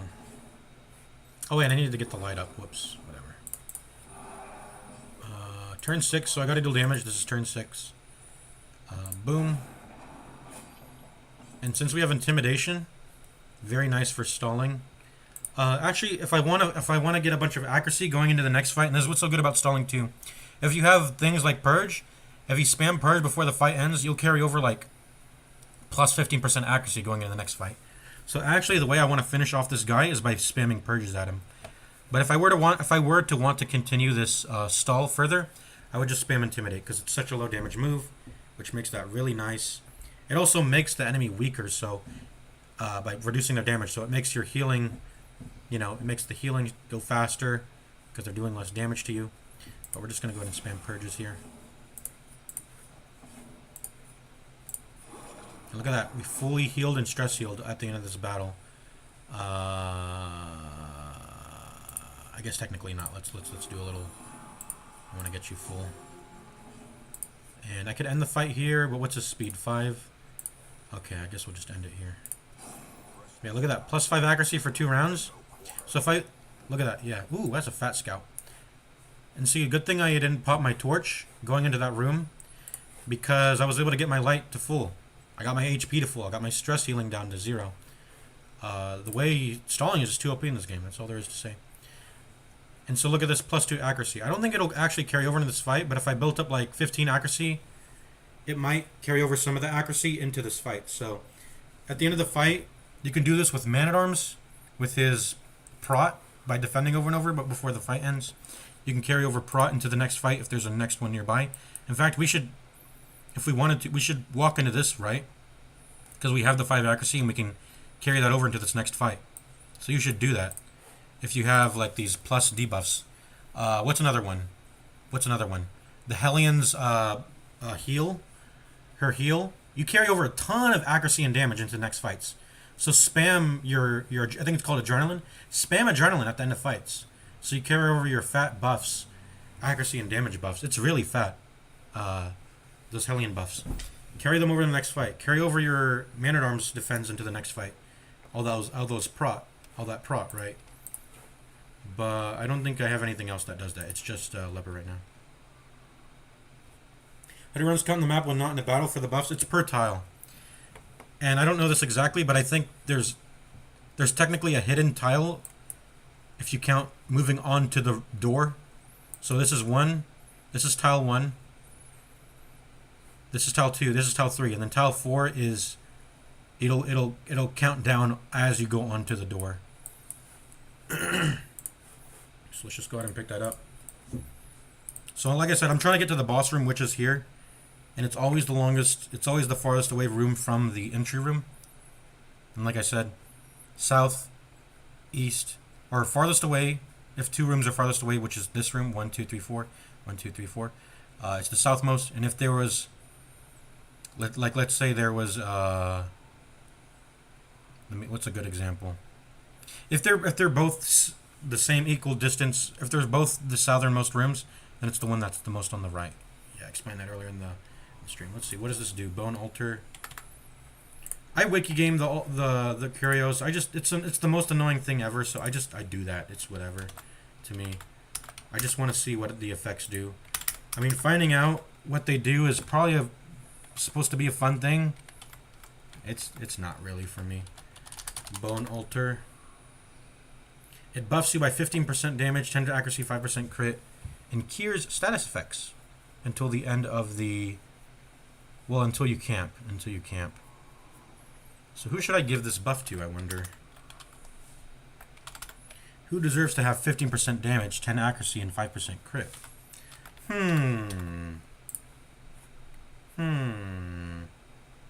I'm actually going to save that until after I camp. I don't actually think I'll need it until... I actually don't think I'll need it. We can... I'm powerful enough that I can sort of wait to use this, so we don't have to pop it now. See, I'll show you. Let's just continue pathing to the boss fight. There's a really juicy room right here, which only has a singular tile because it has 2 curios. This is the hallway we're going to turn into a hunger farm hallway. Hunger farm hallway just means we're going to walk back and forth and be able to regenerate all of our HP to full using hunger checks because we do not consume hunger. That's why I didn't provision for any hunger or any food items. And what that'll do is it'll trade light over time because you do drain 1 light. As opposed to the 7, you do drain 1 light for walking over a tile that you've explored already. And the way you make it a looping system is you try to find a fight that's very easy to fight into, like 2 or 3 preferably like 3 bone rabbles, and you keep it nearby. And so basically, you revisit that fight, and then you exit it, and you don't actually kill it. You retreat from the fight, and you have this looping system of go to an easy fight, restore all your light, health, and stress by stalling on like 3 bone rabbles. And then if you're ever in a tough situation where you have to retreat and you're low, but you don't necessarily want to enter this fight with like someone on death's door, because even a bone rabble maybe will kill you. You always have a hunger hallway to trade light. And once you're at 0 light, you're not trading anything at that point. It's free health restoration. So that's always always to have it as a failsafe. Have all these redundancies to just heal out of combat and make your run super tight and safe. So yeah, 1, and then as I walk into this tile, I'm actually going to lose it. So if I wanted to keep this 5 accuracy for the first round, I should have walked into this tile. But it's whatever. I'm trying to get to the hunger hallway here. Oh yeah, by the way, I should be taking this off. These are not good trinkets to have on. Not really. They reduce your healing. They give you 10% max HP, but I don't think that's worth losing minus 20% healing over. In most scenarios, we're probably going to have them on for the boss, because I don't think I intend to heal for the boss. We're just gonna go for the kill probably, if I'm guessing. And the bone altar is really going to help me with that. And I'm also going to virtue farm before I go into the boss fight. On that easy fight that we find, we're going to farm for virtues. Alright, what should I do now that... let's see. I think you need to actually have the 5 dodge. You're kind of like in the upper row more.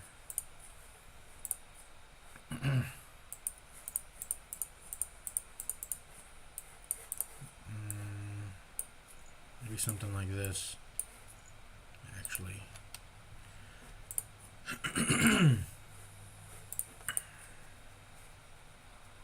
Yeah, just stack it on this guy. Because he's in the front row. Let's go.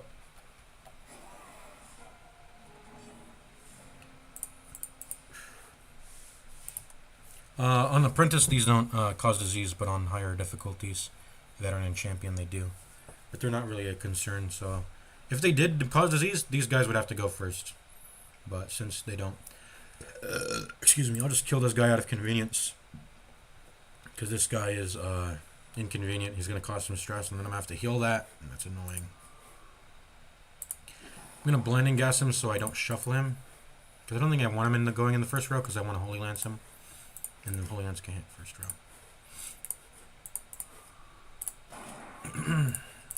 You're dead. Actually, why did I stun? I gotta remember that surprises...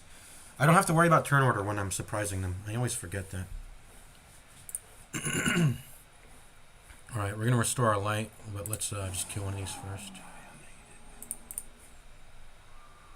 And then... just spam stuns. Get the light back up to full. He might die if I purge him. Actually, it's unlikely that I crit. I'm just going to press it. Oh, this is an accelerated stall penalty enemy, by the way. Accelerated stall penalty enemies will... You'll bark after one turn of not dealing damage, and then the game will want you to deal damage. And you don't get any stress when the bark happens, but it's... You have to like do two attacks worth of damage every other turn because of accelerated stall penalties, rather than every like 3 turns, right, for the regular stall penalty. I just want to get the light back up to full, and then we'll kill him with the purge here. Well, we got a little bit of damage, but it's whatever. Oh, the cool thing about doing this strat, where you put a bunch of hunger trinkets, is that if you find like an actual good trinket in the mission, you can just put it on. And if you're greedy enough, this is what you should be doing anyways, is just leaving sort of empty trinket slots for the sake of economy. If you can afford to not do it, right? Just put whatever trinkets you find in the mission onto your characters and sell it. And be down a trinket slot or two when you go into the missions. Maybe down 4 trinket slots, whatever. But it might be worth it, right? It might be worth it to do that for economy purposes. I don't have to do that because I'm already having the food thingies for economy purposes. I don't have to buy food. That's pretty much like having the entire district. There's a district that gives you like free food every mission. We don't need to buy any food, so we don't even need that district because of this economy setup we have with the 4 hunger trinkets that reduce food consumed by 100%. But yeah, since I don't actually like using the in combat effects, because I think that it's more negative than it is positive, we can just have shit like this sitting on our characters if we find it randomly in the mission. It's very cool. Alright, let's continue to go. I should probably make sure Dacnomania. So Dacnomania, I think let me look this up on the wiki. I also look up quirks. Let's see. Dacnomania is torture. Torture is only... Well, let me see. Tortured. Iron Maiden is one of them. And I think that's actually it. It's just Iron Maiden. When you go into the Courtyard Curios, though, there is Disturbing Diversion, but that's it. It's just Iron Maiden. So this is actually a very good negative quirk to have, because he only will be compelled to interact with Iron Maidens. Which is... Iron Maiden's pretty bad. You don't want to touch those. But if I just don't take them in the runes, which is I'm pretty sure the Iron Maiden only really shows up in the runes. So this just does nothing in the warrens, which is really nice. But yeah, I should have checked that before I even entered the mission, you know. But I actually got punished last week because I didn't check that.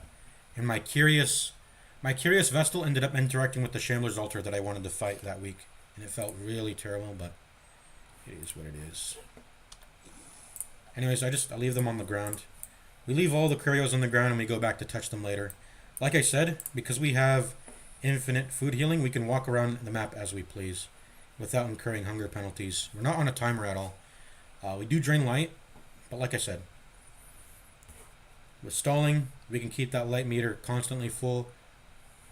It's very easy to do that. And then once we find an easy fight, we can just come back to it constantly. That's where the true power, is unlocks when we find that. See, there's the boss battle, just like I said. Southernmost room, that is farthest away. Alright. So I'm going to form this hallway, make a hunger healing hallway. We haven't really found an easy fight yet. Once I find like an easy generated, once I find like an easy hallway fight, I'll keep it alive, I'll retreat. And that'll be where I farm virtue with it. That's why I brought Hero's Ring.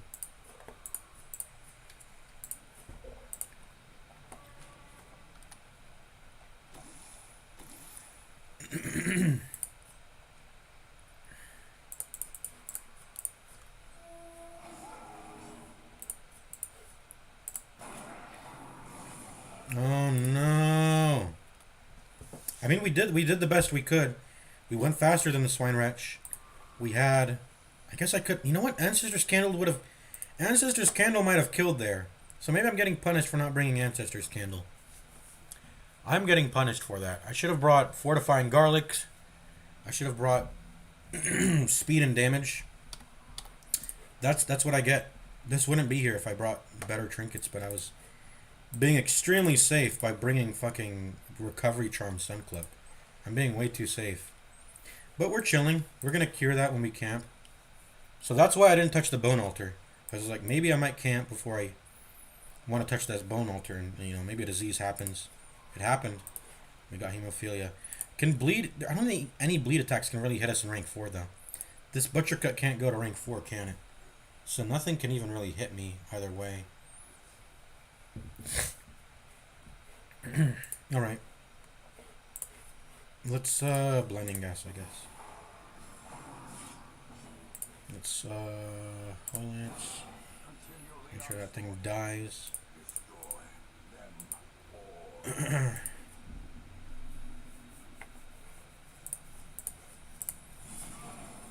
That's an accelerated stall penalty enemy. I'm not going to stall on that. We're going to stall on the Swine Chopper, probably. We're going to stall on the Swine Chopper.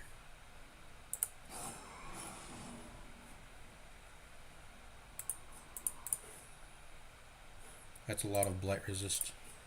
I'm just gonna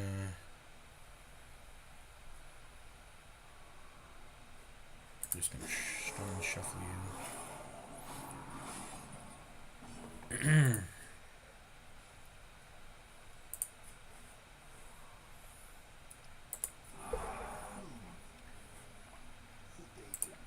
So let's start restoring the light early. Let's go ahead and kill you now. And you're dead.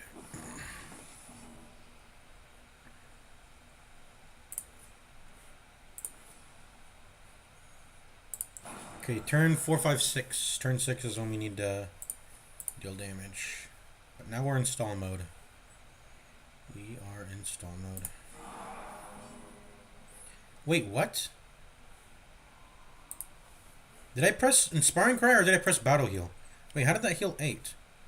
I accidentally pressed Battle Heal. I meant to press Inspiring Cry. Whatever.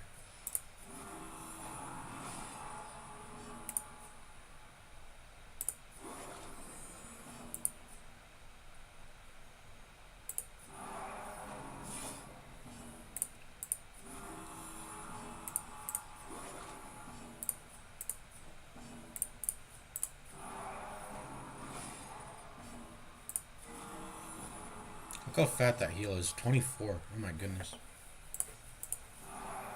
Alright, we gotta deal damage now. Oh whoops, I meant to Dazzling Blow there. Or Stunning Blow.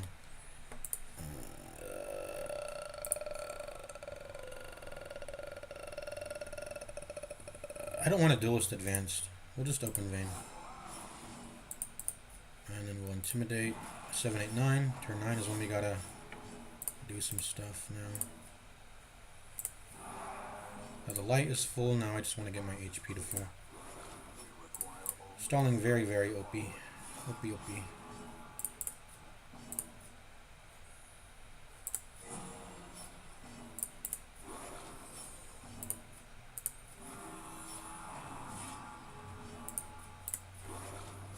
Now we gotta deal damage. Alright, let's finish him off with the purge. Full light, full HP, 0 stress.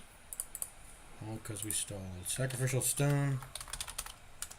It gives 50 stress, or remove random negative quirk, or give Warren's Explorer Warren's Scrounger. Let's go ahead and have the leopard touch it. Because he can take the plus 50 stress, obviously. Although, I don't care if the plus 50 stress goes into anyone else. That's not a concern of mine. But also, I want him to... Well, let's see. Who has... Oh, I don't... do I like this negative quirk? I don't think I do. I don't think I like this either. So I think leopard removing these is a good thing. I would like to get them removed. I don't want him to remove any of his negative quirks. I like these. I also like these, and I like these. So it's definitely just leopard who's going to touch it. 50 stress, whatever. Alright. So now, this is where I put on the auto clicker. And I auto click. I'm going to farm this hallway. I could also farm this hallway. And this hallway is just before the boss. Yeah, maybe I should do that. Maybe I should do that.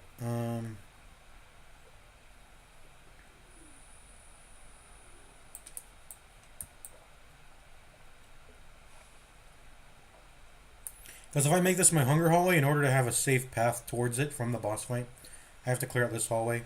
So let's do this one. It's path there now. But yeah, I hope. Yeah, I think I answered your question. Rounds count in the.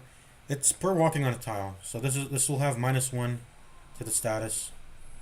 -1, -1, and then another -1 when you reach the door, because that counts as a tile in itself. When you're walking out of a room, though, this doesn't count as a tile, because you're going from outside the room onto this first tile. It doesn't count as a movement. That's why I have 3 rounds still. But once I start walking, 1, 2, 3, 4, yeah. Ooh, this is it. This is it. This is the easy fight. If this is the easy fight, then would I want to path all around to here? No, that's stupid. This is perfect. Okay, so I'm just going to clear this hallway too. This is the hunger hallway, and this is the easy fight. We're going to farm our virtue here. And also we got plus 50 stress, which is really nice. So that's going to make that easier. I'm also going to dim my light a little bit, just to speed up the virtue farm. So we're going to start farming for virtue. In fact, should we retreat now for the sake of putting bulwark on Crusader and...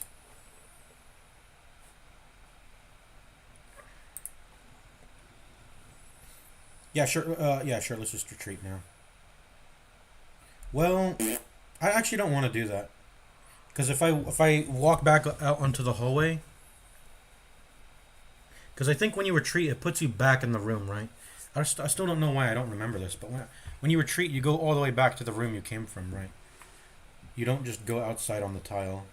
You don't go onto outside the tile just before it. How do I not remember this? I've done this millions of times, but I don't remember it. Anyways, let's just farm for the virtue now. I was gonna retreat just so I can put bulwark on, but that doesn't even matter. These enemies are so weak. And I have battlefield medicine for the munch. So, this is the easy fight. These are the fights you want to save and stall on. The stall penalty doesn't ever kick in if they have 3 enemies, or if they have 1 big enemy. So like a slime, that's a good one. Like the 2 tile long slime, or a swine tar, or the bigger carrion, the large carrion eater, the big hold one. Those all don't. Those all, if they exist on the battle, they don't progress the penalty time, the stress penalty, the stall timer. So you can infinitely stall on this. So it's just very convenient. It's very convenient. All right, let's go. Let's speed this up by 20x because we're gonna be sitting here for a while. Let's get the light up a little bit. I just want to... How much does that go up? 7? 68 plus 7 is 75. So this is just right before it. Yeah. I guess we could spam disorienting blasts. We'll do that. What's your stun resist? 50 though? Alright.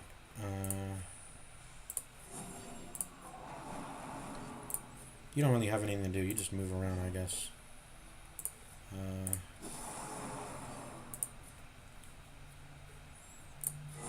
I didn't mean to crit. I didn't mean to crit heal him there. So I didn't want to heal him actually, but he ended up whatever.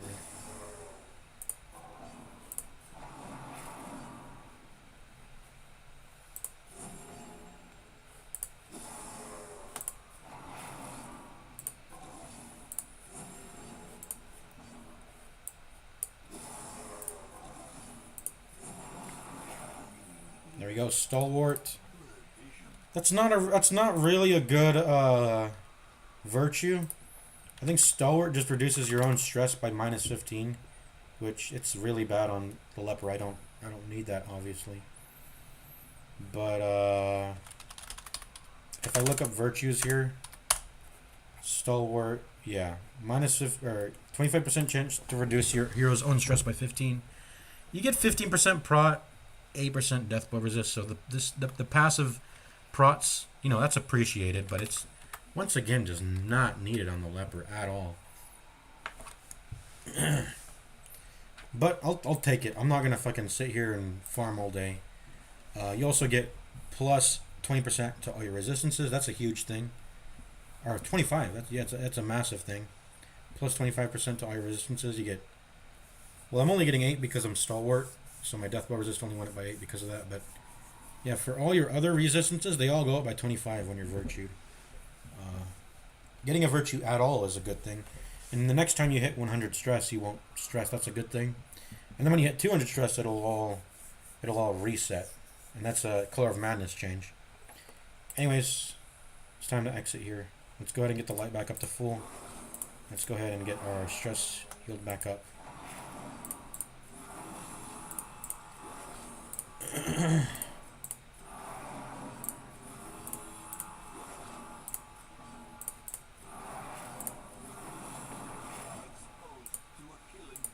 Exposed to a killing blow.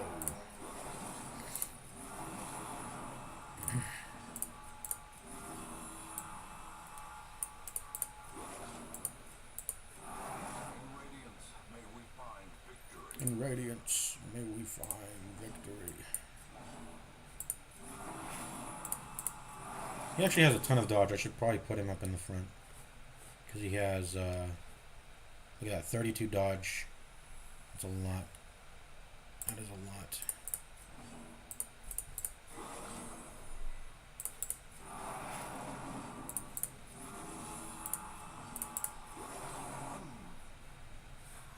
You know, I think this is good enough. I'm getting out now. So you do go back to the room that you came from. That's what I thought. I don't know why I thought otherwise. Why did I think otherwise? Maybe if you retreat from a boss... I know there's some... I feel like there's some... I think... Maybe this is just old patch Darkest Dungeon. I swear they changed the retreat mechanics. I know in older patches... This must be an old patch thing. I'm guessing that's the most likely reason why I remember this. If you retreated from a room, you would only go on the tile before it. You wouldn't go all the way back to the room you came from. Which would mean you would have to incur, like, backwards walking penalties, and that felt pretty shit. Having to, you know, you already get a stress hit for leaving, and then you also have to get more for backtracking. And each proc of that could trigger a heart attack, which felt, you know, if you were already fucked up coming out of a fight, then you would have to go through the stress of backtracking. Presuming you wanted to stay in the map. You probably shouldn't stay in the map if you're that bad. And you should just retreat as soon as you get out, but yeah. They I'm pretty sure that's something they reworked. Probably in Color of Madness, I don't know.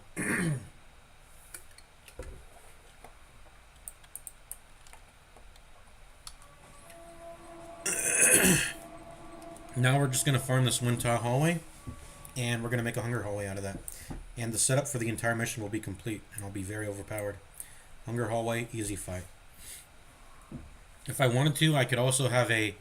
Hopefully I can find like a fight with 2 swine wretches. And then for that, if you ever end up getting a situation where you get like some bad diseases that you don't want, this is usually just for like the two person party strategy, which I'm gonna make a video on that. I need to make it because I've mastered Apprentice at least, so I can make a video on that now. But there's a strategy that involves using 2 people, and the reason why that would be good, although I don't think it's good anymore for me now, is because I get less EXP for only bringing 2 people. That's why. But if I really wanted to own a dungeon, it's actually a consideration of mine to just only bring 2 people. Typically, that means just a leper and a crusader. And with that strategy, what you can do is you make the stall penalty go away entirely. That's also a Color of Madness thing. If you only have 2 people in your party, the stall penalty goes away entirely, no matter the fight. So that can be used very OPly, right? You can make an easy fight out of any fight. Then, right? You can just find the weakest enemy in the fight. Even one that causes accelerated stall penalties, like 1 bone rabble, and you can kill everyone and leave it down to that. And then you can, no matter what fight you're doing, you can pretty much always, with your 2 people, fully stress heal, fully heal, and get the light back up. Presuming you have the Crusader. That's why I bring the Crusader, because he needs to use Inspiring Cry to get the torch back up to full in the 2-man party. The only person that can do that is Vestal, but she can't use her stun from rank 2, right? And it's a 2-person party. You can't occupy the 3 and 4 slots. Those aren't an option. So the Crusader, yeah. And then the Leper is just an obvious candidate for the 2-man strategy, right? It's an obvious candidate because the Leper is very powerful. Does lots of damage, has lots of HP, heals for himself. Very powerful character. Very, very powerful. Anyways, let's get to playing the game. Now, take this off. If I were to virtue farm, who would I do it on? Probably not Reynold, because if it fails, I don't want him stress healing himself. So it would either be Highwayman or Plague Doctor. Probably PD. Probably do the PD. Or maybe the Highwayman makes more sense to virtue farm with. Anyways, his slots are full. Alright, let's go into this battle. We're just gonna farm it until hunger check shows up. Let's turn down our speed, by the way. It's too fast for me.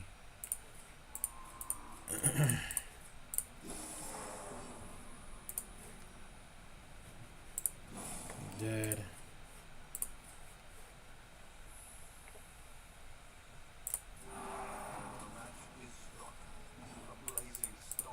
The match is struck. A blazing star is born. Fusilier is not accelerated stall penalty enemy if I recall, so that's nice.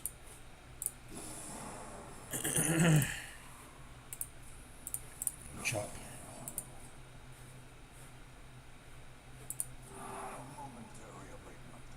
A momentary abatement.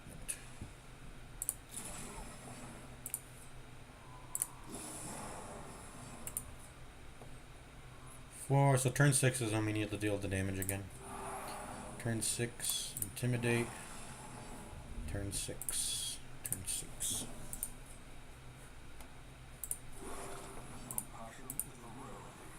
Look at those juicy crit heals, plus 24. That's half his HP almost. That is, yeah, almost a little bit below.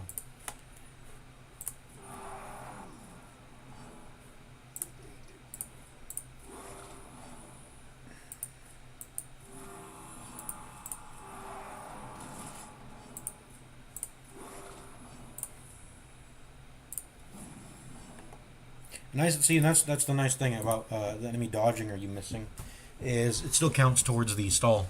So you having attacks that intentionally will miss is it's actually a good thing. It's genuinely a good thing. Right. Should I start equipping Hue just for that purpose rather than Intimidate? Nah, because this is a guaranteed like very small amount of damage. Meanwhile, this might still hurt, even if it has a good chance to miss. All right.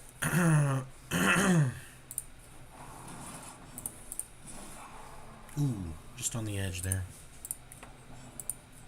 Okay, let's speed this up. This is going a bit too slow now.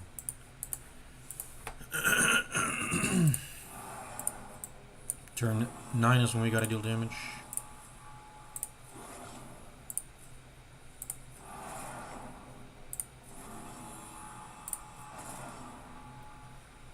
Did I mess it up? Yeah, I think I did. We're gonna just kill him anyway. He has 1 HP.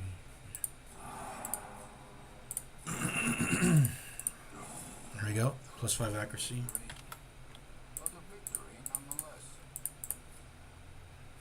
Alright. We are farmers. Bum, ba, dum, bum, bum, bum, bum. I'm gonna have my leper tank it. Actually, no. Should probably just have him tank it. He has 100% trap disarm. Usually, even if he had 90% trap disarm, I'd rather just have the leper tank it, because, like I said, this is how Darkest Dungeon works. You want to take consistent things that you know you can recover from, rather than just taking needlessly high risk, high, or things that are, if you do the math, on average, it's going to be net positive, but it just has a way worse dip when the bad stuff does happen. You just don't want to take those things. You don't want to take those risks when they're not even necessary. Whoops, I walked into it accidentally, but who cares? I cleared it anyway. Oh my god. Let's turn down our speed to like 10. That way I can properly walk onto the trap like that.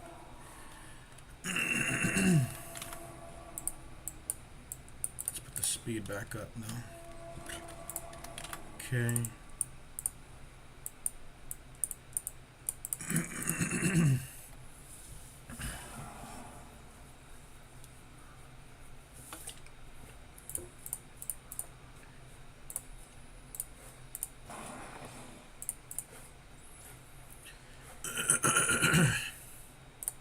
Excuse me.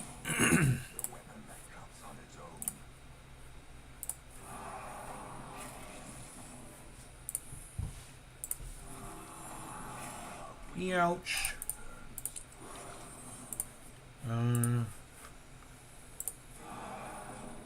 This is killing me. Annoying.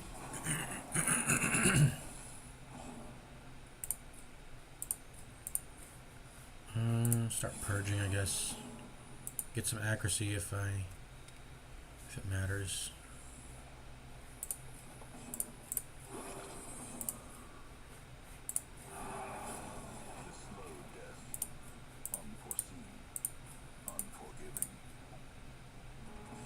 Oh, it's accelerated. Yeah, I forgot. These are accelerated stall penalty enemies. I forgot. Yeah, okay. Driven into the mud.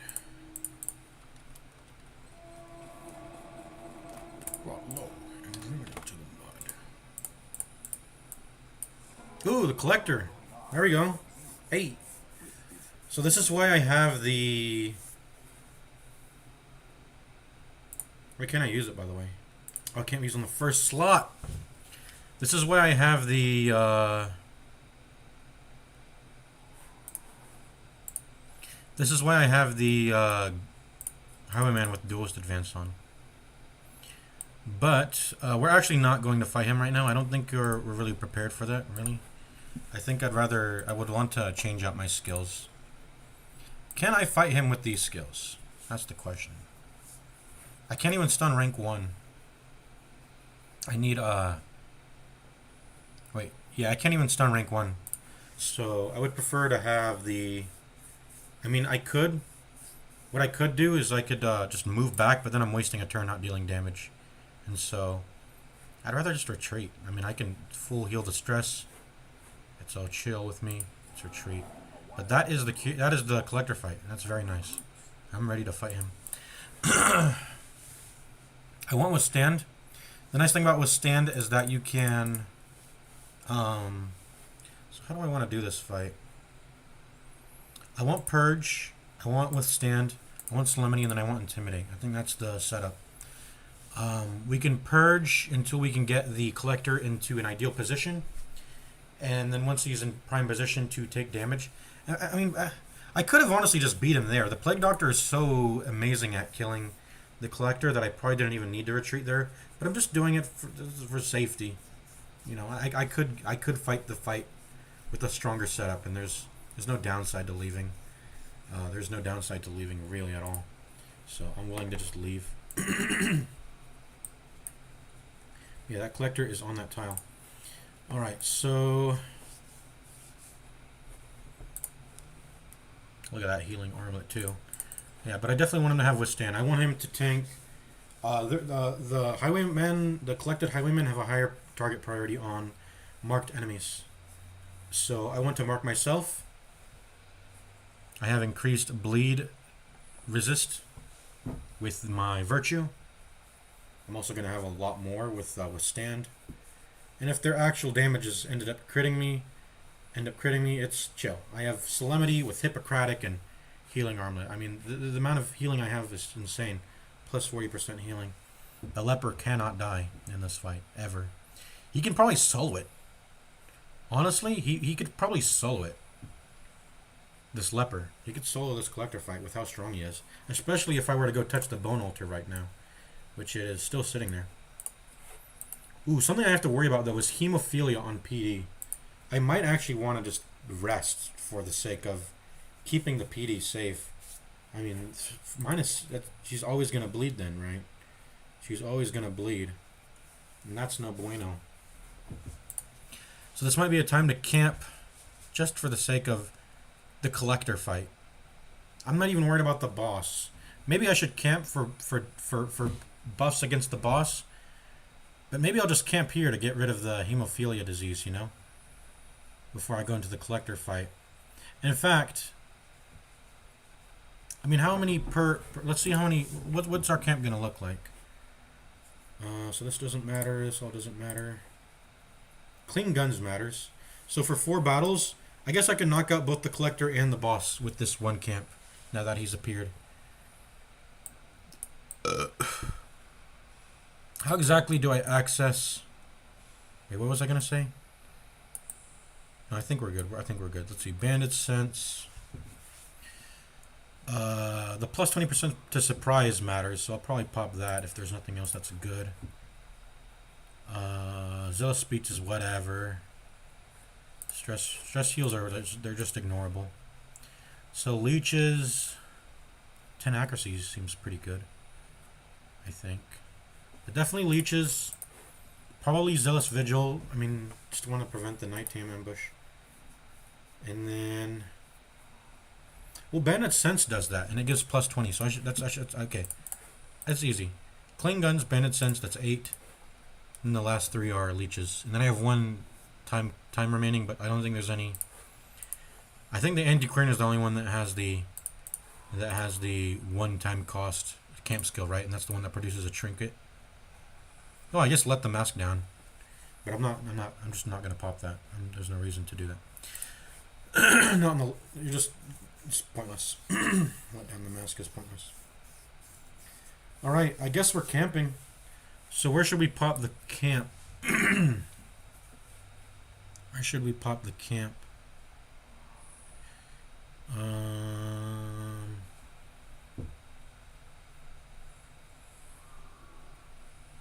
This will be one. I guess if we could loop all the way around, pop it here. That's 1 battle, that's 2 battles, and that's 3 battles. So we'll go ahead and pop it for those 3 battles.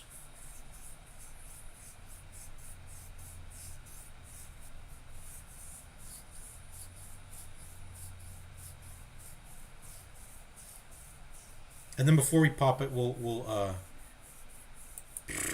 I mean, I guess we could clear. We should clear out these hallways. That way we have a safe. That way we have a safe path towards this curio. Then we can get the bone. So we can do clear out these 2 hallways. Clear out this hallway. Clear out all 3 of these hallways, honestly. Pop the campfire here. Run to the bone altar. Pop it. Come and then kill this boss. Kill this enemy. Kill this. There's a potential for 1 fight to generate here, but that's tolerable. 1, 2, 3. We still have 1 more left. 4 battles. So this is what we're gonna do. That's the plan. That is the plan. Excuse me.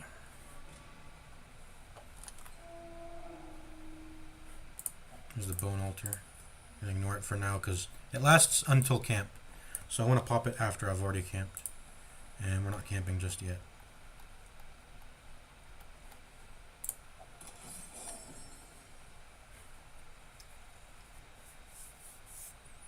Let's just pop a torch.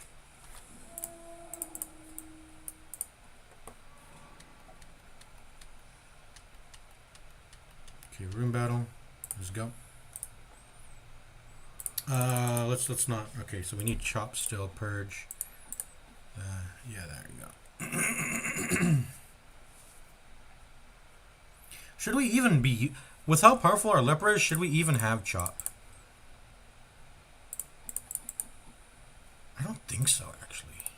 I don't need chop. Everything else is good. Let's go.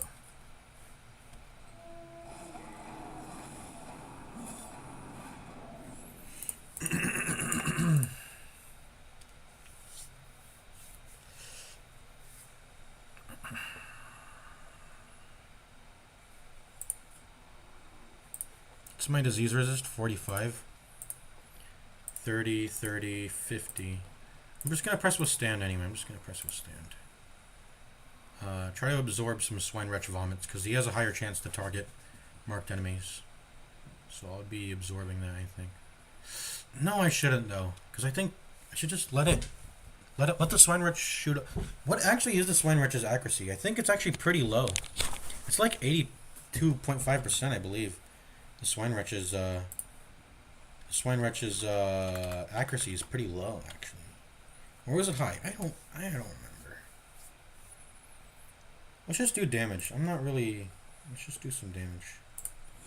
Get him in a position beyond one's limits. A time to perform beyond one's limits.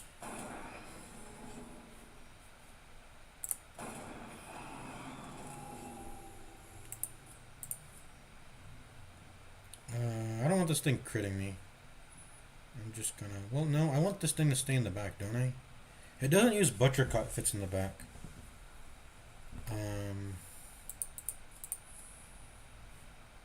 I'm just trying to, like, de-stress, though. This is kind of an... This is annoying. I just want to de-stress, so... That's what I'm gonna try to prioritize doing. De-stressing.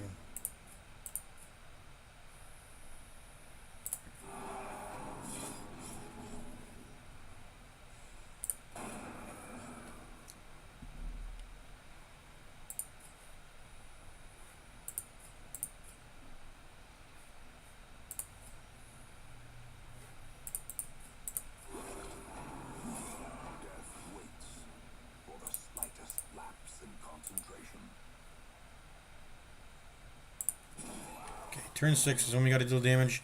Except I think I'm just gonna... Well... This guy has a lot of prop. Maybe I should leave... This is the guy I should farm. And he doesn't have any, he doesn't have any bleeds and stuns and shit. So I'm gonna leave him for last, actually. I'm gonna leave him for last.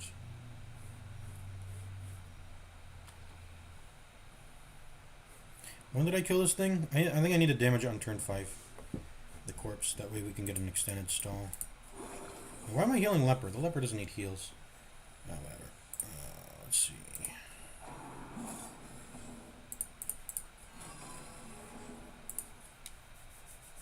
Okay, turn 5. Let's try to damage this corpse.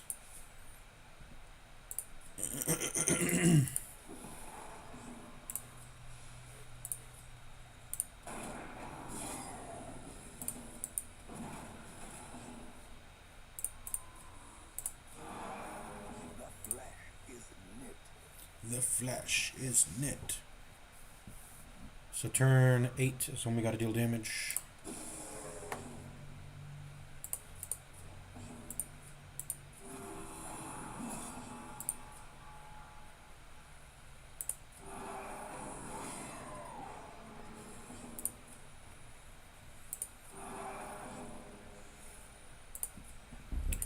Ding dong, jingling, bing dong, bing a ling ding.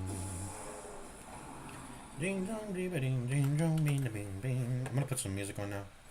It's time to put some music on.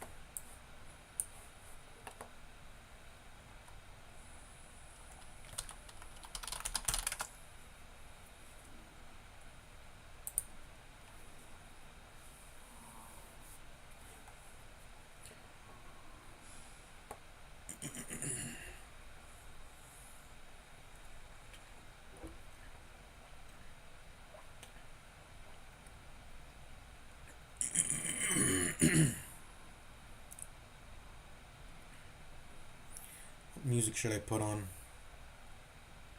Let's put on some this.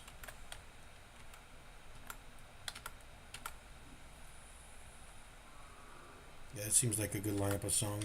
Turn it down a little bit.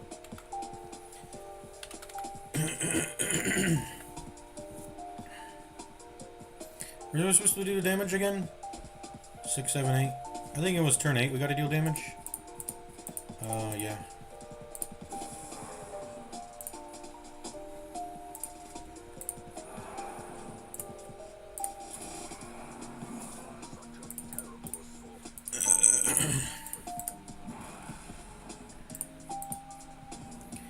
Turn 11 is when we gotta deal damage. You see how long we can stay inside this stall?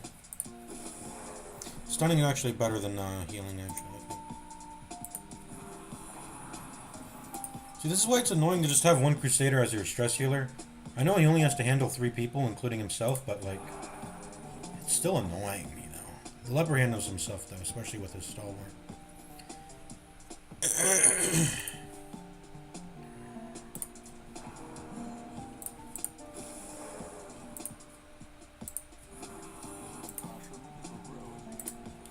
Pitch of battle. Turn 11, gotta deal some damage.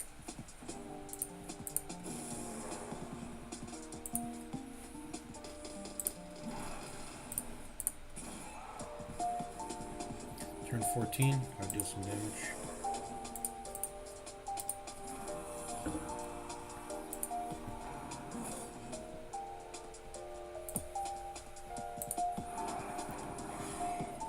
Dude, this critting has gotta stop. Can I... Is this even a net positive stress heal loop? It might not be, with how much they're critting me now.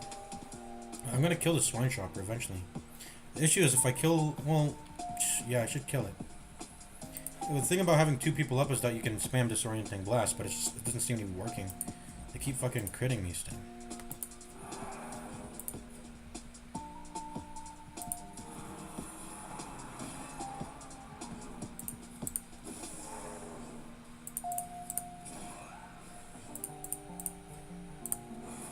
I probably shouldn't have done that. I should have kept his corpse there, but... Whatever. Turn 17. Turn 17.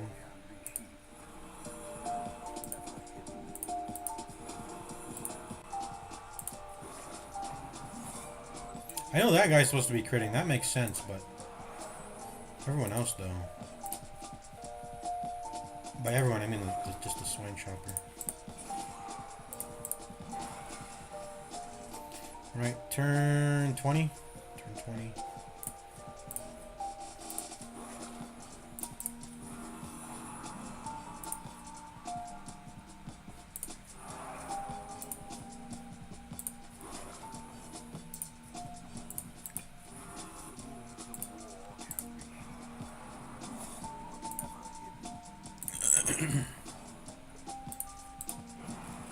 Should have purged, but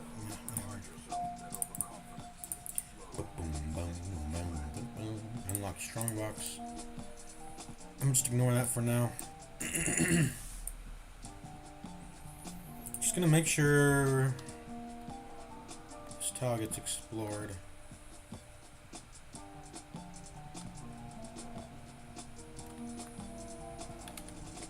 Just like that.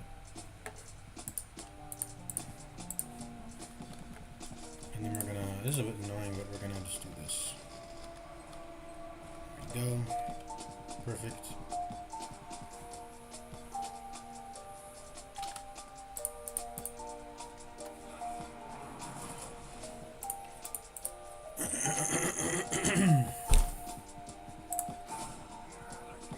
Eradicated.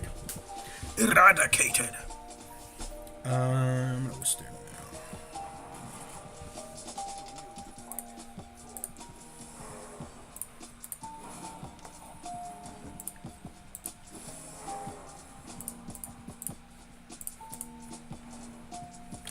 We should have been speeding this up on that last fight, by the way. I don't know why I wasn't. So, I think turn 4 is when we got to. Have we only been? Okay, I don't know. I don't know. I think we'll do it on turn 4 just to be safe. I don't know when I have to deal the damage. Haven't been keeping track exactly. We'll do turn 4. Tracking shot and intimidate.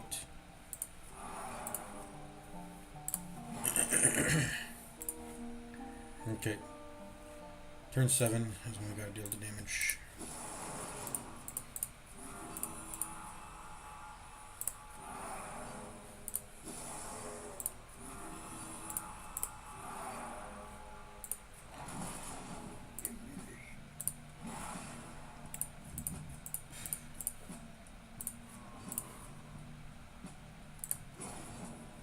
Turn 10 is when we got to deal the damage, and we can do it on the corpse because the corpse will last long enough.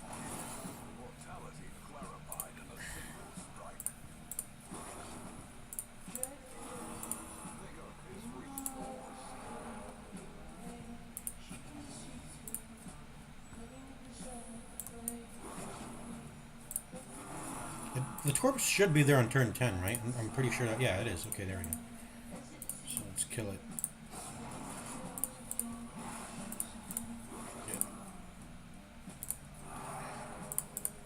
This is how OP you can get when you just master the stall. Master the stall. Turn 13. I think I'm actually just done here. This is good enough for me.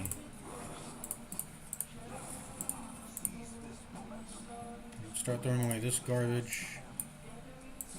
I don't need food. I guess we could save it. I mean, I don't know what reason be saving it for, but we're gonna get lots of gold anyway, so throw away the gold. Also, we're prioritizing heirlooms over gold. We need tons of heirlooms right now. We don't need to care about gold right now.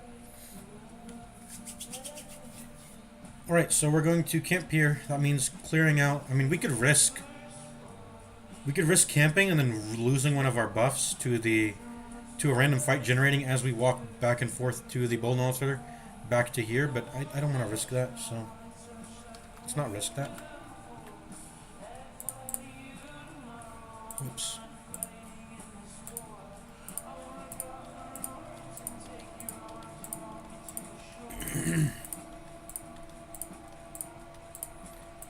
Make sure you have 100 light when you're generating these hallway tiles, because if the lower your light is, the higher the hunger check chance is.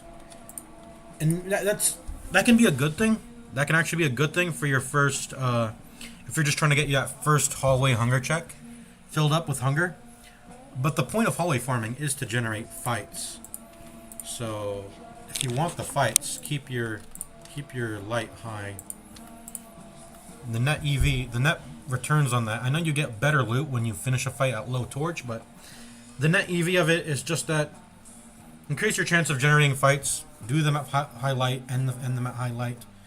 Unless you have a way to fill it. I mean, you're optimizing too much at that point, probably. Arguably. And I optimize a lot, but that might be optimizing too much.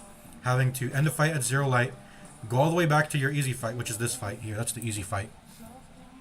Fill back up your light, go back out, do the hallway fight, end it at 0 light. It's just it's very tedious. And yeah, it's just tedious, honestly. So this is good enough. The way I'm doing it is there's tons of tiles and missions. This is good enough. Unless you're on a short mission, you might want to optimize that. But, you know, too much. That's too much.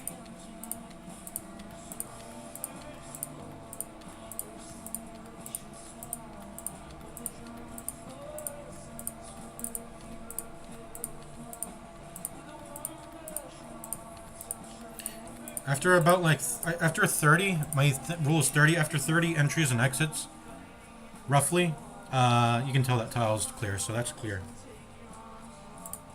Let's farm from this side. I don't want to. It's annoying. I'll try to keep interacting with the room curio if I don't get out of there. So I'm just gonna interact it like do this. Do it from an empty room. All right. So those two tiles still got some stuff on it. Whoops. Am I stupid? I am probably stupid. Alright. Oh, whoops! I didn't mean to touch that. Shit. Fuck. That's why you shouldn't just spam W randomly. Whatever. Whatever. It's another tile we have to deal with, but it's okay. Also, I wanted to touch at 0 light, so that's why I'm saving all the curios also.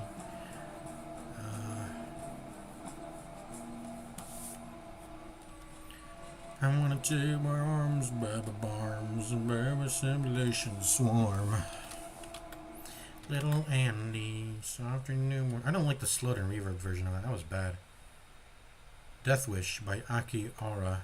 I like this song, but I also don't like the slowed version of it.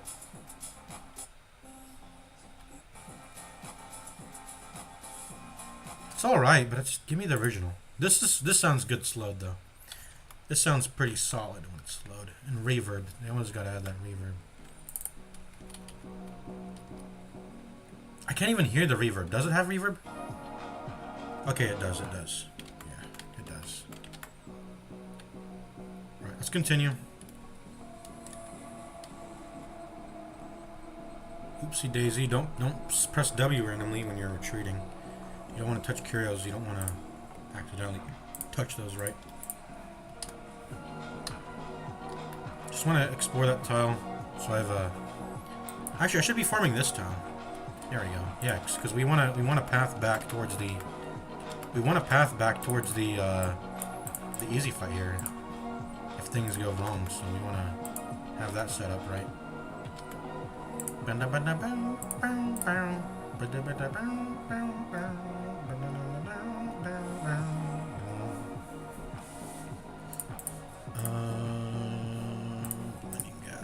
Because I don't want him going into rank 1. Die. That's accelerated stall penalty enemy, so I'm going to leave this one for last. Even if it bleeds and it's annoying. I can just pop withstand for that, right? Can I? Yeah, 55 goes up to like 85. I'll be not bled, I'll be good.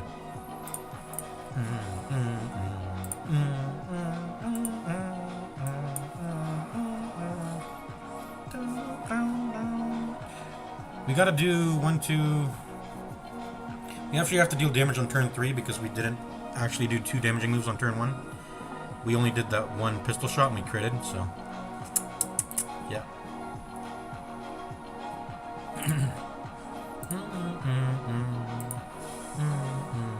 I'm just trying to get the light up. That's why I'm stalling. Dun, dun, dun, dun, dun, dun, dun, dun, dun. Ouch. Dun, dun, dun, dun, dun, dun, dun. Wait, you can't. You can only go forward? Oh, fuck. I'm gonna hit it with stress then. Whoops. I fucked up. I'm supposed to be doing 2 damaging moves. But my Crusader wasn't in position to deal a dazzling blow. Wait, he can just Holy Lance. He can Holy Lance. He's chilling. He's chilling.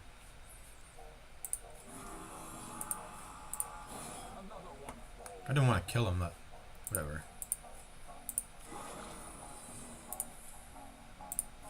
Okay, you go back in the front. I don't want to accidentally miss a stall turn because I have the positioning wrong. Okay, lights full. Gotta deal damage on turn 6. Dun, dun, dun, dun. Dun, dun. Boom, boom, boom, boom, boom, boom. I like the sped up, not super slowed. Too much slowed shit. Get this out of my playlist. My mix, the YouTube mix. Amber Skies, that's good. Let me put that on. It's like another like sky music video.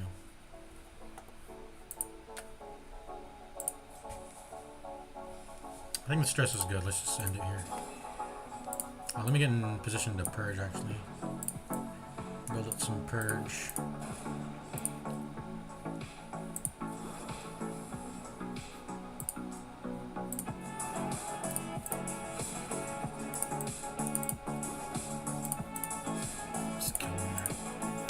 Bleed Amulet. Ooh, that's gonna be good for the collector fight. Even better for the collector fight. I don't even think there's, well, there's carrions, but that's it. So the minus blight resist doesn't even matter. Who do I want this on? Probably you right now. Because you have some messed up hemophiliac shit, right? There we go.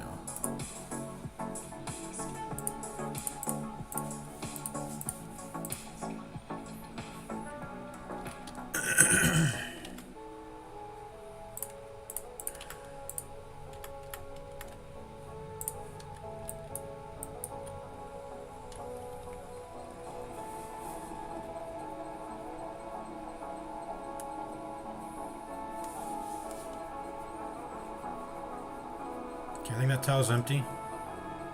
I think I'm gonna start putting on this into this. He can tolerate it. He's the fucking leper. And it's counterbalanced, honestly, by the healing armament, so you can go ahead and put that there. Just to clear up inventory slots. Also, I think he appreciates the max HP still, you know, it's not bad. But, plus 5 HP, yeah, sure.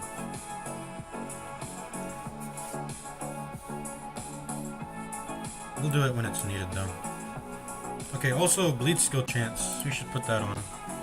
Maybe the Highwayman? We'll see if the open vein works. Bear back, I'm gonna take a piss.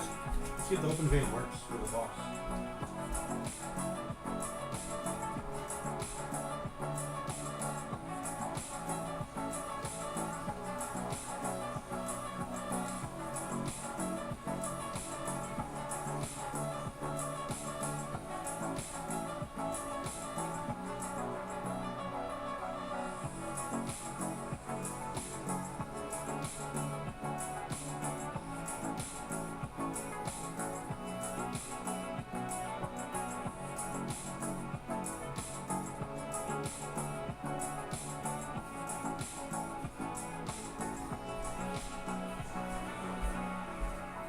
Also, by the way, I don't know if you're still watching Shadow Hunter BG, but when you talk about, like, you know, why do you research, well, looking up the boss, and I just wanted to understand what the moves do.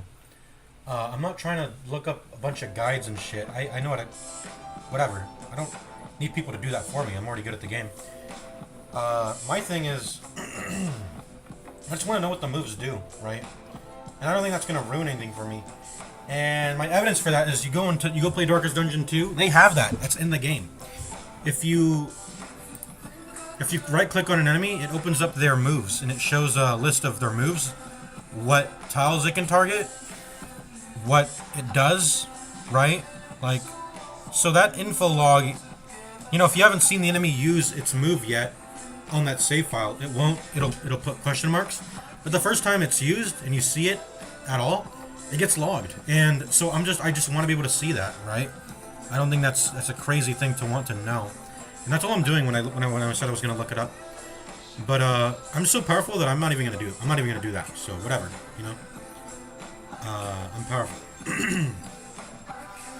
This song's a jammer, by the way. Breathe deeper. Let me turn it down a bit. I think it's loud a little bit. All right.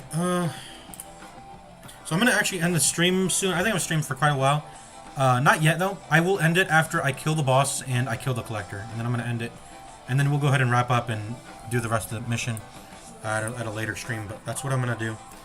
So all I need to do is just clear out these 3 hallways. Pop a camp here, touch the bone altar, come back, fight the boss, fight this tile, fight the collector, and the stream that'll be the end of the stream for today. And then I'll clear out every single tile in the next stream. Alright, let's go. Sorry, I have to keep clearing my throat because I'm talking a lot. Why am I stunning? I have surprise. There's no reason to stun when they're surprised and you know the damage that you have lined up will kill them, right? There's no reason to do that. Anyways, whatever. We have full light. Let's just end this battle fast. Let's just do purges only. Do purges only. Build up that accuracy.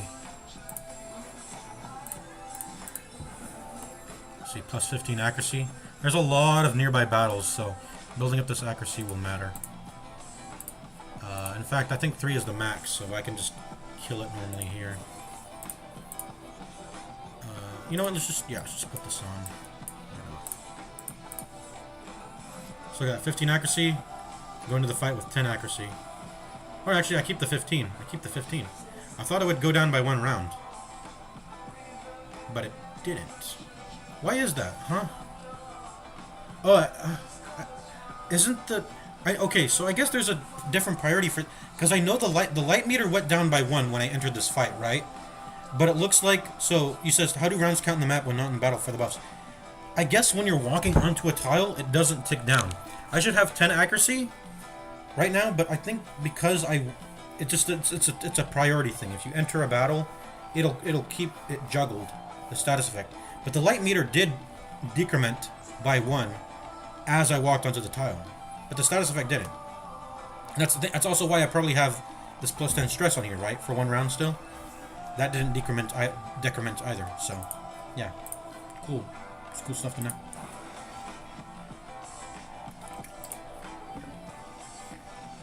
So don't stun. I mean, that's pretty obvious, but yeah, don't stun there. I might learn what to go off. Okay. Let's just get this over with.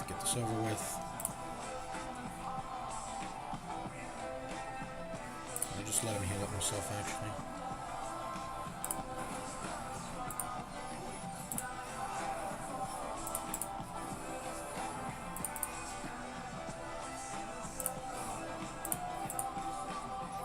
Jades, you know what? Jades.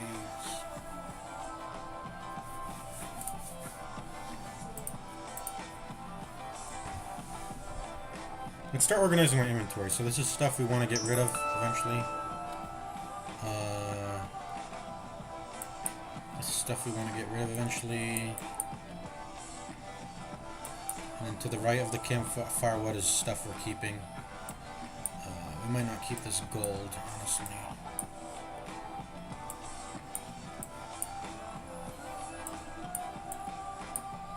Oh, let's get rid of this food. Whatever, food.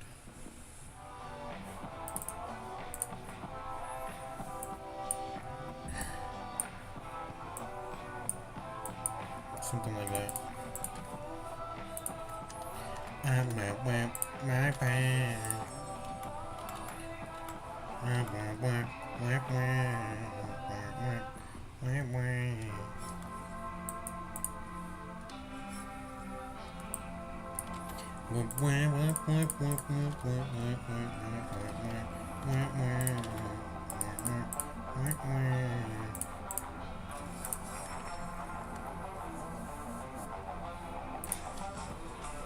Ooh, this is a pretty bad fight.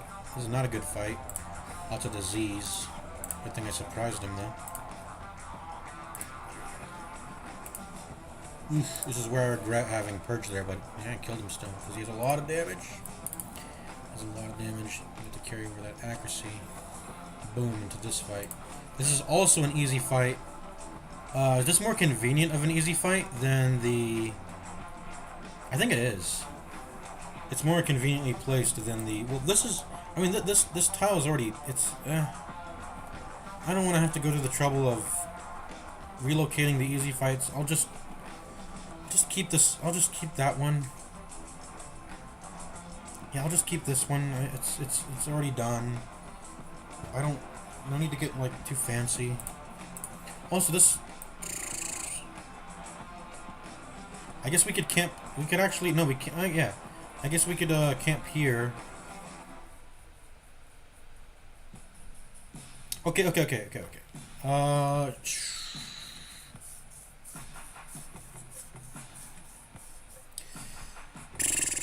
don't want to have to think. I'm just gonna kill this fight. It doesn't... It's whatever.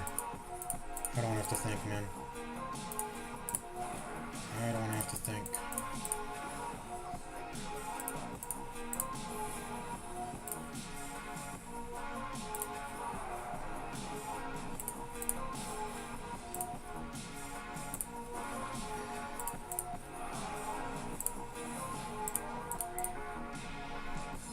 Gold.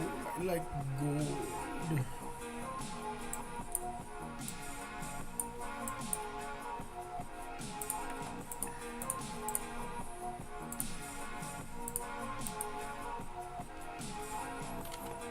I don't want to have to think. I just want to stick to what we were doing.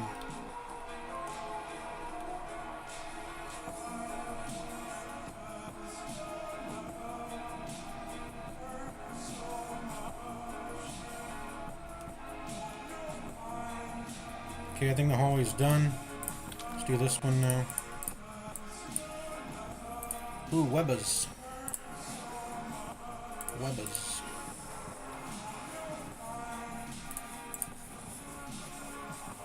These are accelerated stall penalty enemies, so... yeah. Ouch. Stop that.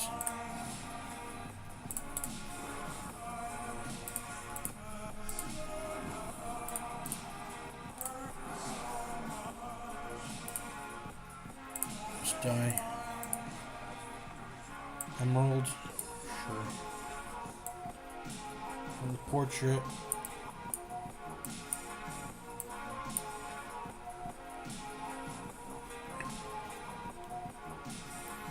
Throwing away all our gold. We don't actually need anti-venoms, do we?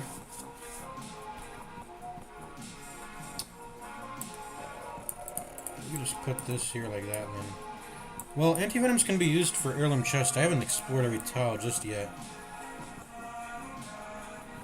So let's just keep that, I guess. Yeah, we're gonna just leave the gold on the ground. For the boss, does the boss blight? I don't know. I mean, I haven't researched it. I don't know if it blights.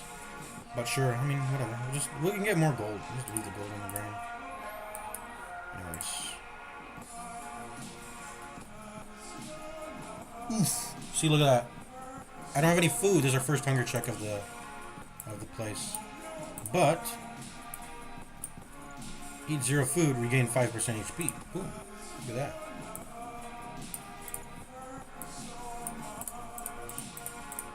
Because we have Bloodthirst Ring and Fasting Seals. I don't like this song. What the fuck is this? I'm skipping this shit. Why is everything fucking slowed? It's so bad. Dark Beach by Pastel Ghost. This is good, I think.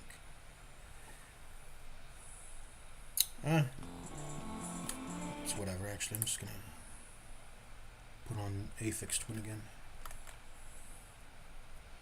Well, I'll keep it just for heirloom chests, maybe, and I value trinket collection over piles of gold, so.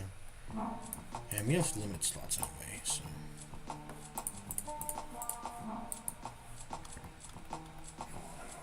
See, this is why I wanted to beeline it to the boss, because I didn't want to have to deal with inventory issues and putting Bloodthirst Rings back on. But we ended up in a predicament where the collector spawned, and I wanted to set it up to where I knock them all down like dominoes, so whatever. We'll trade some gold for it. We'll get it back. Also, priority isn't gold in this mission anyway. It's heirlooms. We need heirlooms. These slots need to be full of heirlooms mostly anyways by the end of this, so... They're surprised, so do not stun. Just deal damage. Just deal damage. Is he dead? He's dead already, so, like, see, we didn't need to stun. We didn't need to stun there. Just kill.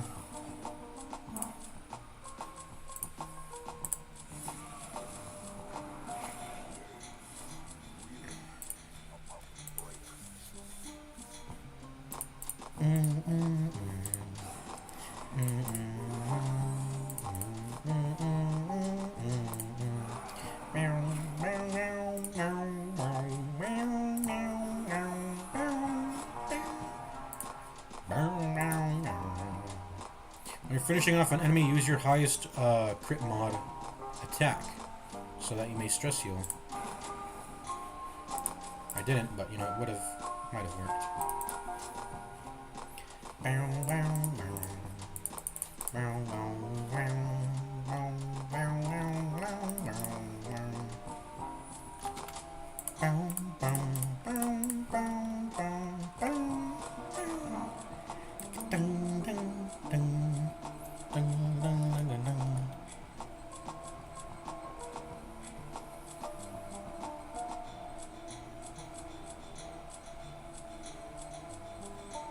Okay, I think that tile's done.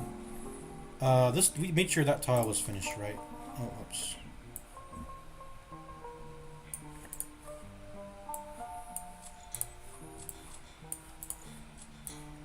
Let's put that over by here. It's annoying having to swap them from all the way over there. Alright.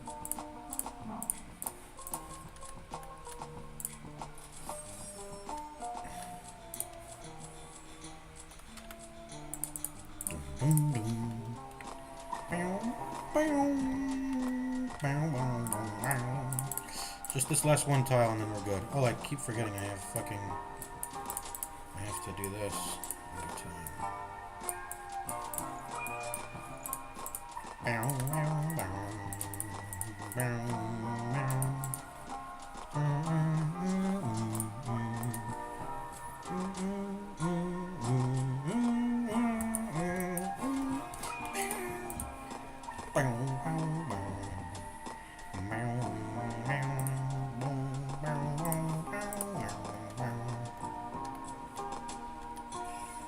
Spooters. Spooky, scary spooters.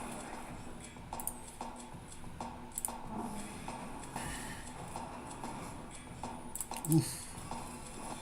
Gotta withstand tank, because she could actually, she might die. Like, these are a very volatile fight, so I gotta be careful. Very volatile fight.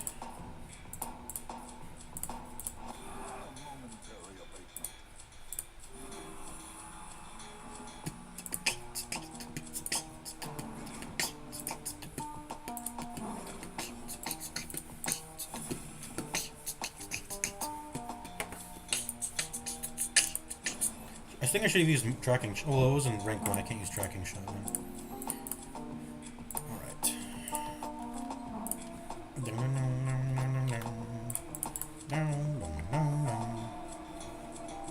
Alright, we're about to fight the Collector and the boss. We're about to clear them out in one go. And then I'm going to end the stream soon, and hopefully you learned something from this stream. Come back if you want to learn more about my strats. But yeah, that was it. Alright, so that hallway is clear. This hallway's clear, this hallway's clear. So we're gonna go ahead and I guess we can just camp on this town. We should camp on this town. Let's go ahead and do that. Whoops, hunger.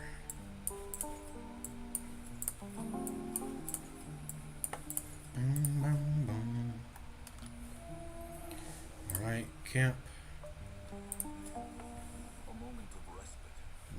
Oh wait! Oh shit! Let me restart. Wait, you can swap. Oh yeah, okay, you can. You can swap trinkets. I was about to say I can't swap trinkets in this screen. I swear you could.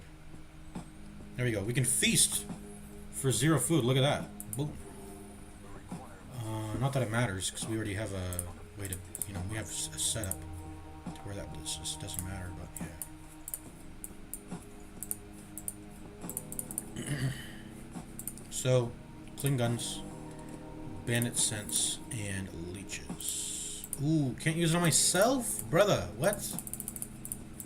Why can't I use it on myself? I'll just self-medicate then, that's the only thing that would make sense. Self-medicate it is. Ooh, this might actually be somewhat dangerous, because having hemophilia on the Plague Doctor, I should probably virtue farm her. I don't think it's going to be necessary, though, because we'll be prepared. We'll know the Collector. I'm going to kill it in, like, 3 turns, I swear. This Collector is going to die very fast before the Collected Highwaymen even have a chance to try and kill the Plague Doctor. Yeah, it's kind of boring. Alright, let's rest. Touch this with the leper. Boom. Ton of damage, ton of accuracy, tons of crit. And now that we know these hallways are clear, we can walk across them without our per battle debuff getting eaten up. Bandit sense. You're all I need. You're all I need. Is this worth it? Is having bloodthirst on? I don't think I just don't think I'm gonna. Oh, I probably should have put it on beforehand then, because now I don't actually have the HP, the 5 HP. But okay, sure. Here it goes. Whatever. It's whatever.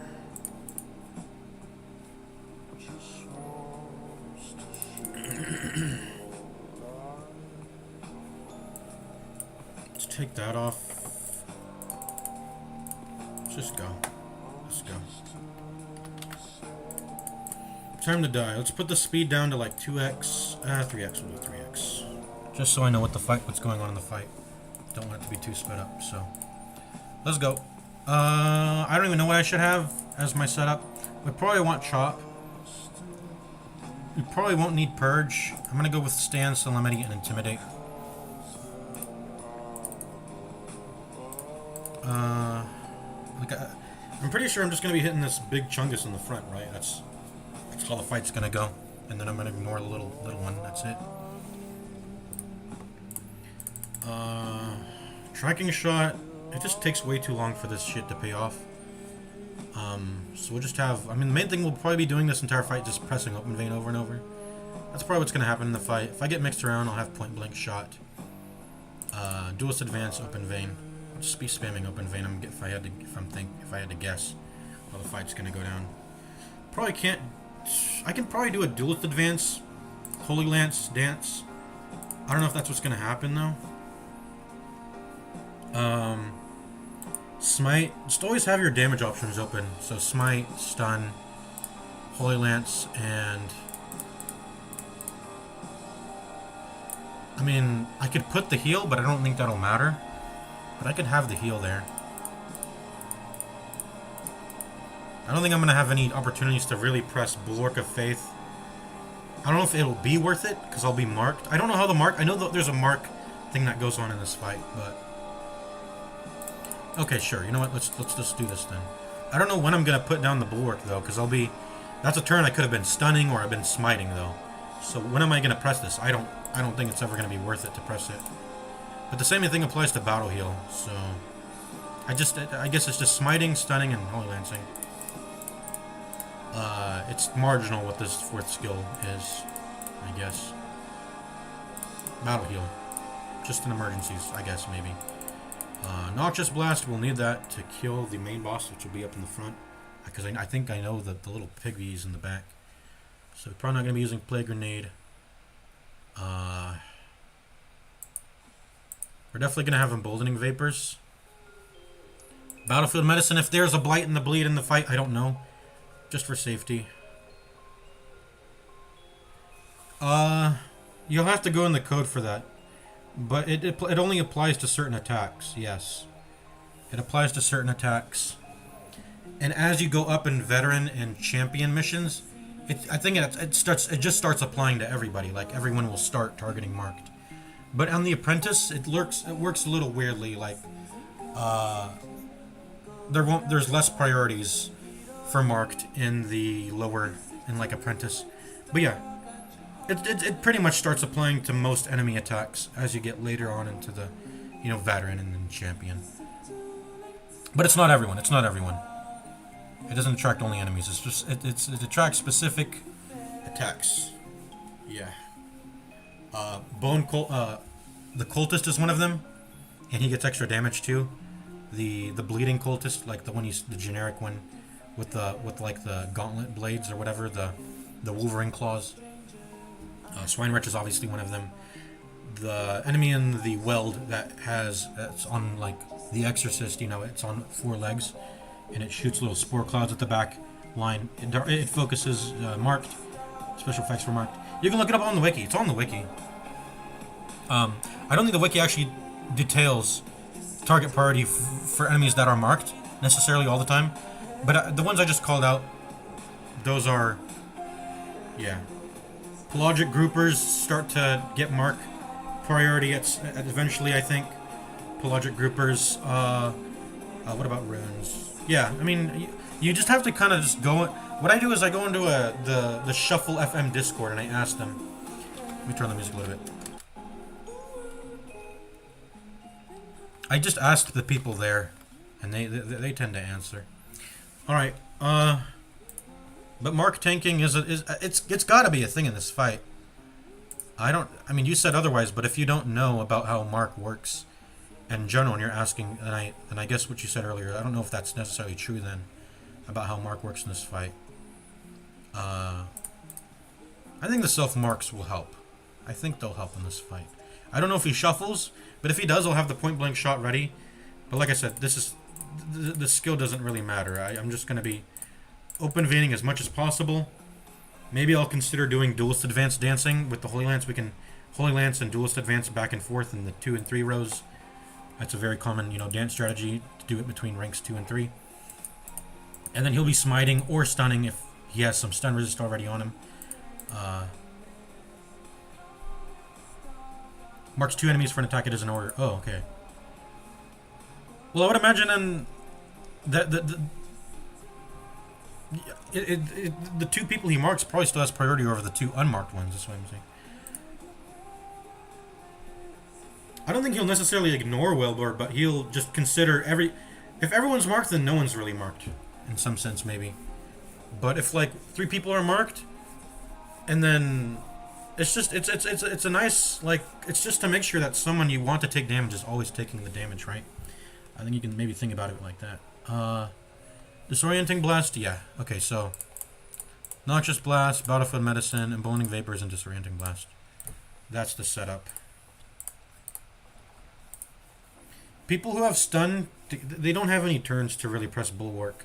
So I'm just not going to press it. I'm just going to spam the stuns. And his damage is good enough where I don't want to waste a smite turn to press Bulwark. So, or a Holy Lance, right? So I'm not going to pop Bulwark on him. And it might even be the same for Emboldening Vapors. I'm not going to waste a turn pressing it. What I can do is press Noxious Blast every turn, but I mean, we'll see how the fight goes. I've got Disorienting Blast in case I want to. I mean, we'll just see how the fight goes. Let's just go. I think I'm ready. I'm very overpowered. I don't have a worry in the world. Who should we pop Holy Water on?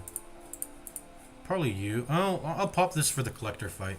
Collector fight's probably more dangerous than the boss fight I'm about to go into. If I'm guessing. All right, let's go. Oh, she's chonky. Tanks up three tiles. And this one. So what did he do? All he did was mark. So yeah, Swine Prince probably will try to get turn priority or target priority on the person that's marked. It doesn't denote that it's a special mark that only, this isn't Darkest Dungeon 2. If I put a self mark on the leper, he's probably also going to consider leper in his targeting priority, and then it'll roll 50-50 between the people that are marked. So anyways, yeah,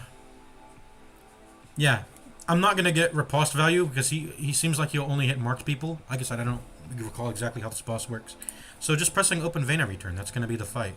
Look, he doesn't even have any blight or bleed resistances. Wow. He does have 100% stun resist, though. That's a lot. Move resist is very high. Debuff resist is very low. And then Wilbur is... the any of my characters bark about ignoring Wilbur? Like, oh, don't hit the little one. I don't think I saw a bark yet. They'll probably say it when I hit Wilbur, and then he retaliates. But I already know that ahead of time, so I'm not even gonna try. I'm just gonna open vein you over and over. I got that. What is it? Did I press clean guns? Oh no, that's only for ranged. Well, I ended up critting anyway. Should I, because of clean guns, should I be pressing pistol shot instead? I think open vein's better still. All right. So what I should do is maybe press some boiling vapors, but the noxious blast already does so much damage. So I'm just gonna press this over and over. Wow, this is like 18 damage. It's insane. It's actually more than that, and it has good crit mod too. It has good crit mod.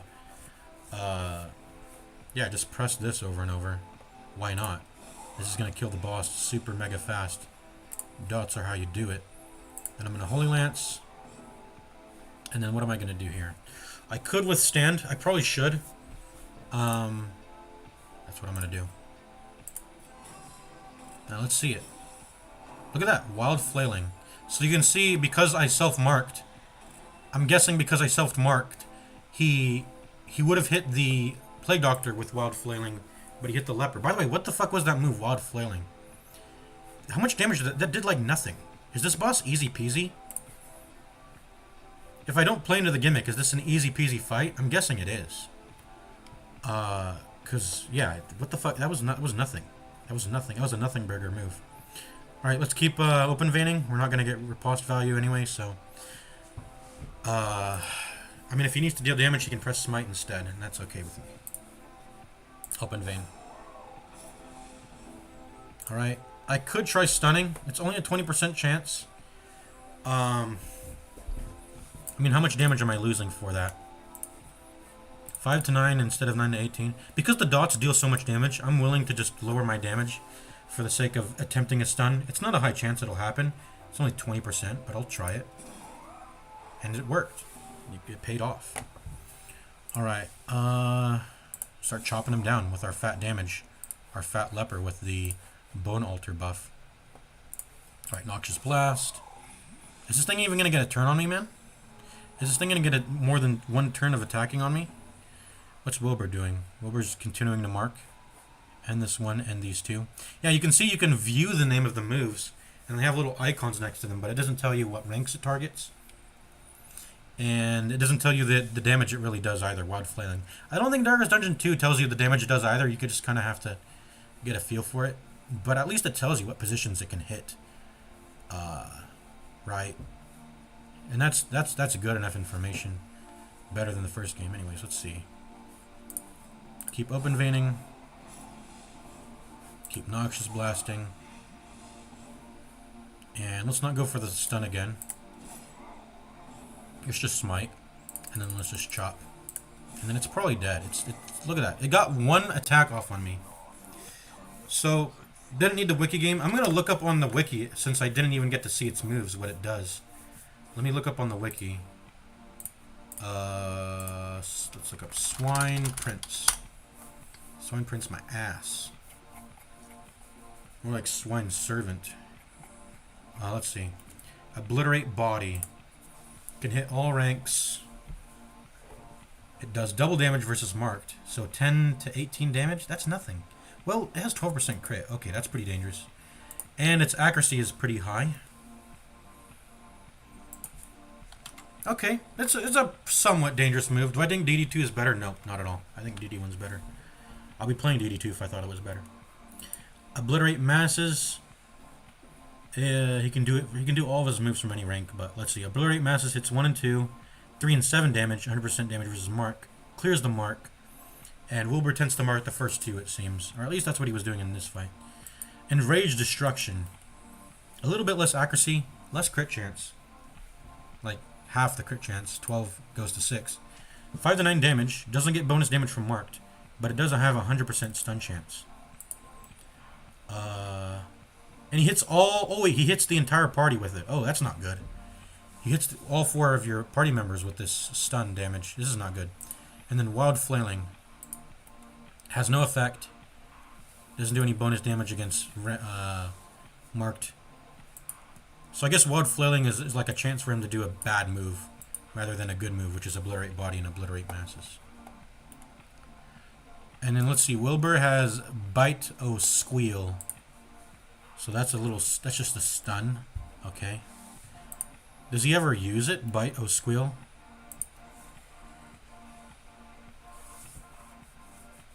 I think that's only a move he'll use when the main boss dies. End this one, end these 2, and then Squeal. It'll hit all 4 of your party members, and it'll stun, and he'll move himself back by 3. Okay, so that's what he'll do if you ever shuffle him into the first position. He'll Squeal, stun your whole party, and then move back. So you cannot... Trying to use movement manipulation strats for this fight, it's not going to do anything. Let's actually stall. Let's actually have some fun and stall. I want to see what his moves are. We're going to go ahead and speed up here. Let's see what this little guy does. Oh, okay. He just attempted the Squeal. Bite O Squeal. I want to see him use Bite O Squeal, but he can't use the marks anymore. So, like, the main thing of the fight is over.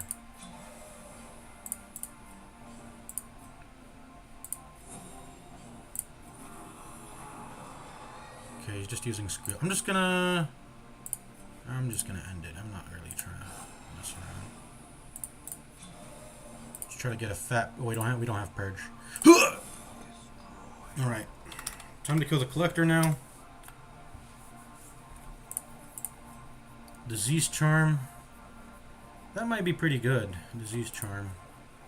I don't want... Who has the lowest disease resistance? I don't want to get hit with any diseases again. Probably give it to you, because I don't want to have to cure... Well, the Sanitarium can cure 2 diseases at once, but if it doesn't, I'll have to be benching someone for 2 weeks. And I don't want to have that amount of... I don't want that amount of chain benching to happen, so I'm going to give it to you, probably. I'm going to leave this on the ground. Well, actually, I need this for the fight against the Collector. I need, actually, the Bleed Amulet. Because it's going to be a nuisance to deal with the motherfreaking bleed if it ever hits me from the Collected Highwayman. But I'm going to end the fight so fast that I don't think that's going to be an issue, though. Survival Guide. I actually don't have one of these. Maybe I should get it. Because I don't have one. And it's pretty good for being a common. It's probably... You know, most trinkets are... There's not very many good common trinkets, but this is probably a premium one. Like, one you'll keep forever until late game or whatever. Because it gives you those premium scouting and trap disarm trinkets. Stats. You can heal... and the penalties... It's somewhat minor. Speed matters, but it's like, you know, it's like any other, like... It's like a bleed amulet, or a bleed stone, right? -1 speed, you get 5% bleed skill chains, that type of thing, right? It's worth it. Alright, let's start, I think we're going to start dropping the healing armlet. We don't... It's just...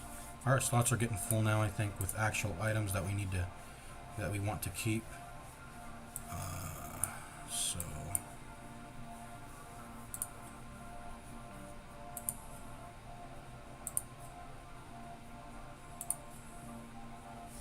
Yeah, we're going to have to leave the healing armlet on the ground, I think, at this point. Unless there's something better than it, which there is not. No, we have to leave it on the ground, unfortunately.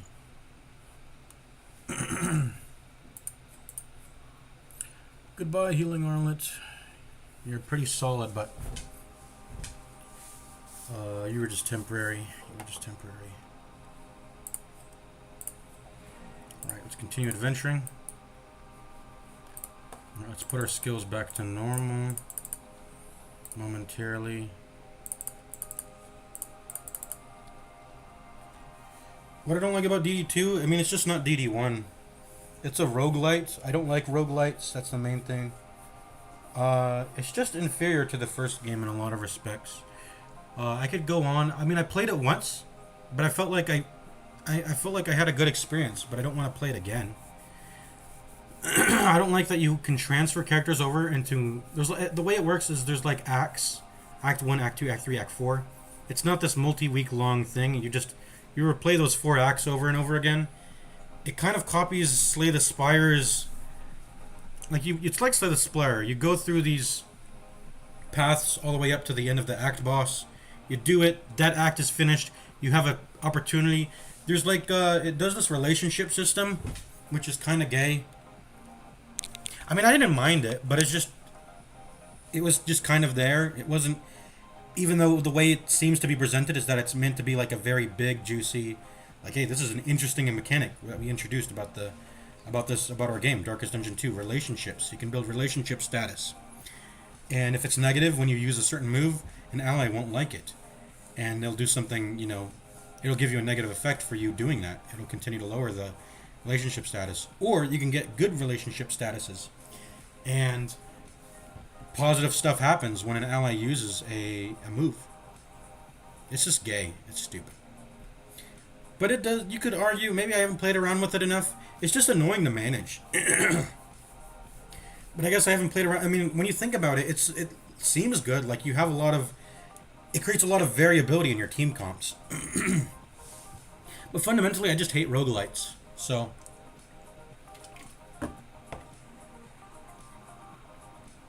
I hate how there's unlocks that dilute the loot pool, that make the game actively worse, and you can't unlock them, right? That's not a thing you can do. I don't like that when you traverse through the acts, that you can... I don't like that you can transfer characters. It sounds weird, but it means you can create this super buff character that you can transfer over into every mission you do. And I know that's kind of what you do in Darkest Dungeon 1 already, but you're not even working towards... There's no ending to the game. There is no roster in Darkest Dungeon 2. You choose out of all the characters in the game to bring into each act. And it's more bite-sized. That's the bite-sized aspect of Darkest Dungeon 2. You pick an act, you do the act, and you can pick out of all the characters in the game, except for Bounty Hunter, because Bounty Hunter is a character that you have to hire at taverns. I don't like it. I don't like it. Try the game for yourself. I mean, what's the refund time? Get it on discount, or psst, don't say you heard it from me, but just pirate the game. Honestly, pirate the game, play it for free, see if you like it. If you want to support the developers, which you probably want to do, buy the game or buy merch if they have merch. I don't know. Do they have merchandise? Buy Darkest Dungeon merchandise to compensate the developers for their. And I think by buying, if they have merch, I don't know if they have it. I think when you pay them merch, the money goes directly to them and not the. I don't know if Red Hook Games uses a publisher. I think they're their own publisher, so they get all of the money when you buy the game. But just work that out. Pretty much, if you want to play the game for free, there's ways to do that. Do it. So you don't have to gamble when you make a purchase. But Steam gives you a refund after playing a game for less than 2 hours, or is it 3 hours? I don't know. What if they die? If they die, then they die. They die, and that's it. I mean, you can recruit another person from the roster. The deaths don't mean much. The deaths aren't really meant to mean much, which is why it sucks. When you lose a character, that's not a lot of weeks' progress gone. That's just, it's whatever. You replace them immediately with another hero. It's stupid. You just replace them. I'm 35, hardcore gamer, and I only bought 3 games with money. All right, so yeah, So I was just saying, because you said you haven't played it, and you're asking me. So I figured you buy games, but if you don't, don't buy it, but still play it. And if you love the game so much, compensate the developers for it. Yeah. I think Darkest Dungeon developers are worth compensating for the work they did with Darkest Dungeon 1. This is an amazing game. pay them for that, definitely. And they sell the game so cheap. I feel like I'm robbing them when they put the game on discount for like $2, because it's an amazing game and it has tons of content. There's no way this should be worth $2 or $3, but hey, that's what happens when this shit goes on sale on Steam. It goes down to like $2 or $3. This game, yeah, it's amazing. Amazing game. All right, let's go. Let's kill the collector. It's on this tile. Are all my skills right? No, it's not. This, and then this.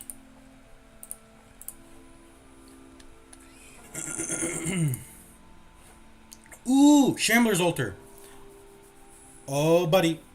Okay. Before I end the stream, do you want to see me fight the Shambler? I'm gonna do it. I can do it. My team is strong. Wow, that's crazy. Shambler's Altar. Here it is. Why do I want to fight it? Because they drop ancestral trinkets. You know the Shambler, right? You've got another Shambler. It's a very powerful enemy. And it's here. You put a torch in it, you fight it. And I'm going to fight it. I'm going to fight it. And it's and I probably should, because look, I only have one more battle left on my thingy. On my bandit sense. You can't surprise the Shambler, so the bandit sense is not going to matter, but yeah, just to keep my accuracy and my the clean gun skill. So I have to kill it now. Anyways.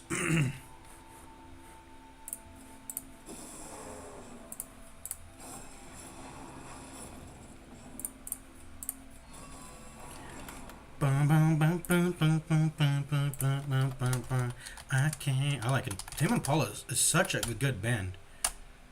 One More Hour. I'm gonna put that on. Tame Impala makes the jammiest music in all of. It's up there with like Daft Punk in terms of how freaking jammy it is. Oh, he's accelerated. I should have saved the green spider. It was only one.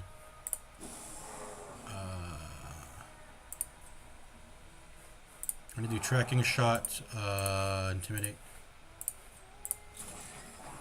Let me turn the music up a little bit.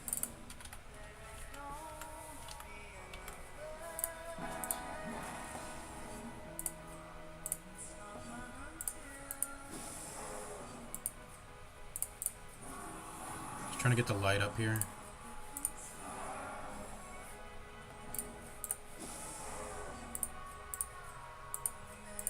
Do the shoot.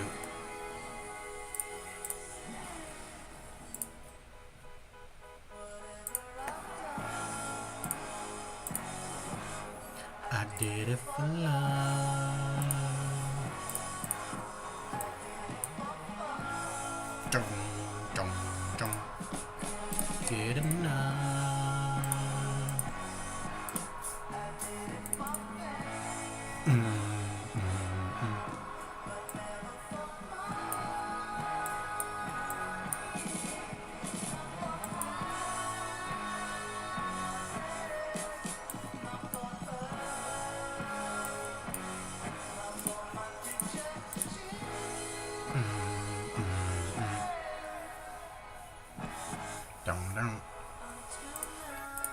I can't really heal during the boss fight, so the Bloodthirst rings are actually... Okay, I'm going to put them on. I'm just going to put them on. Do this on the ground. I mean, it's gold, but... It's gold. I'm going to leave it on the ground.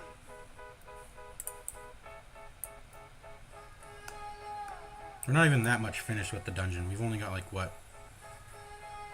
We're like a fourth done.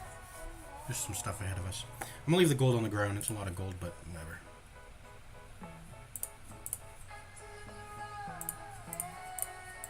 Okay. Shambler Altar. So, if you go into a fight and you retreat, you don't get to keep the like that. This decrements, right? So I can't farm for 3 more virtues. I think I can beat it without farming 3 more virtues anyway.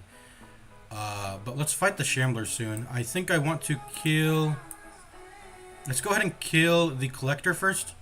There's a chance that a fight we get unlucky and a fight generates on this tile as we walk back to the Shambler altar. But whatever. I want to fight the collector first, I think. Or do we? I mean, which order is the best, actually? I think it's actually better if we fight the Shambler first. I can tolerate fighting the collector without these buffs on. I really can, but not. I think we'll need to bring all we need to fight the Shambler. So let's keep the clean buffs on us and the 10 accuracy buff. Because it's going to be dark, right? And then the accuracy is going to be lower.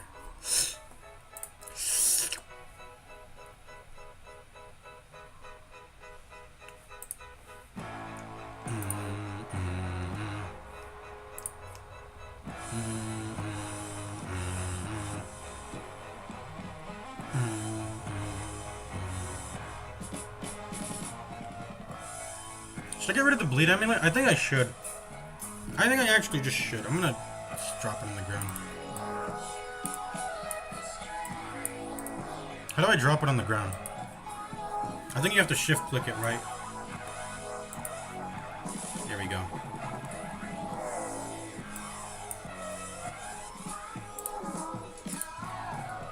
And then I'm gonna give you the dodge. I don't. You have no bleed resist. It's bad. But you are gifted, so well. That only.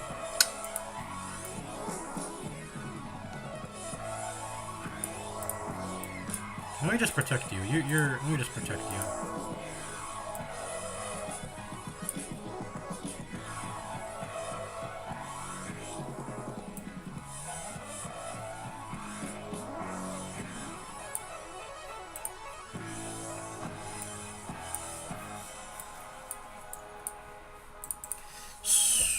I don't know how the trinket setup is going to work here.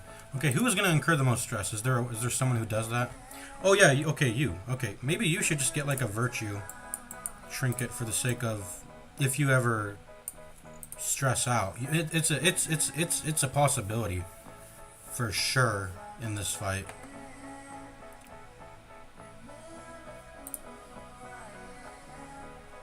Ooh, you lose your speed too. Oh, wait. It's a zero torch fight. These don't even... The Sun Cloak doesn't even do anything. Sun Cloak doesn't even do anything, guys. I should just take... Oh, I almost forgot. I could have fucked up. I gotta just take that off. Sun Cloak doesn't do anything.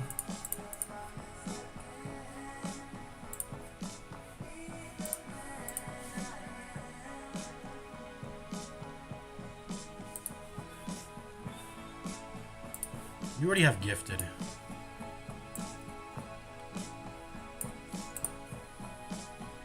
Who deserves the recovery charm? I mean, I'm pretty sure it's...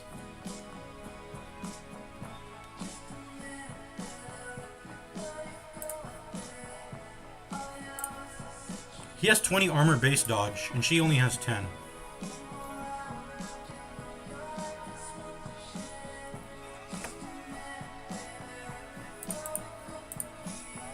That means she deserves the recovery charm more, but she has gifted, which is like plus 60.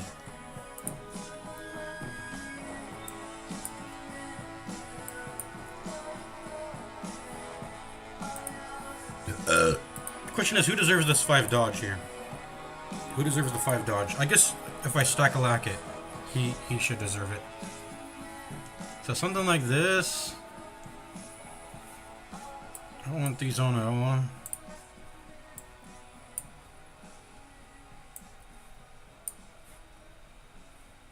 I think I actually want him to be slow. I think the slower speed is actually a benefit, so I'm going to make him as slow as I can. The -1 speed is actually going to help me here. You... I just give you that because I'm running out of trinket slots and I don't want the... Plus 10 stress or plus... Okay, so okay, we'll do this. I should just drop this shovel. Why am I keeping the shovel? I'm just going to drop this shovel. That's going to make That's gonna make things less complicated. I just dropped the shot. I don't know why I was even keeping it. It's whatever. Okay, this is perfect. I think this is perfect. Now we just need to put people in the positions that we want them to least be in, because the shuffle is guaranteed to happen. That means just reverse the party order, right? Pretty much. Boom, boom.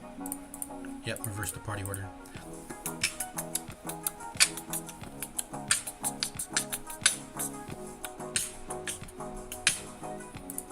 I'm not going to be healing during the fight, just smites, stunning blows, holy lances, and probably the heal, just an emergency heal if shit goes bad. You always want to have damage availability, so both Noxious and Plague Blast, Noxious Blast and Plague Grenade to deal with that.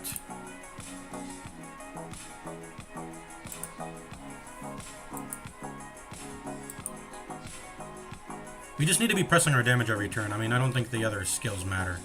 It needs to be Noxious Blast or Plague Grenade being pressed every single turn, so... if that's not the case, I'm probably going to be pressing the heal, and that's about it. Maybe the Blinding Gas. Maybe the Blinding Gas. But this should be that. That's alright. What should you have? Point Blank Shot. Very juice. Tracking, no. Riposte for sure, Riposte for sure. And then Open Vein. And then what should the last, well, Pistol Shot, obviously. So, do that. What about you? Chop, chop, chop, chop. Purge. Withstand and Solemnity. The Intimidate, if you want to get rid of damage in this fight, you gotta just kill the clappers. Intimidate's not gonna, it's not gonna cut it, I think. Not really. So I think this is the setup here. All right, I think I'm ready to go. Do you think we should go? We've already done it. Let's go. Let's fight the Shambler. Yeah, buddy. Should we pop a holy water beforehand?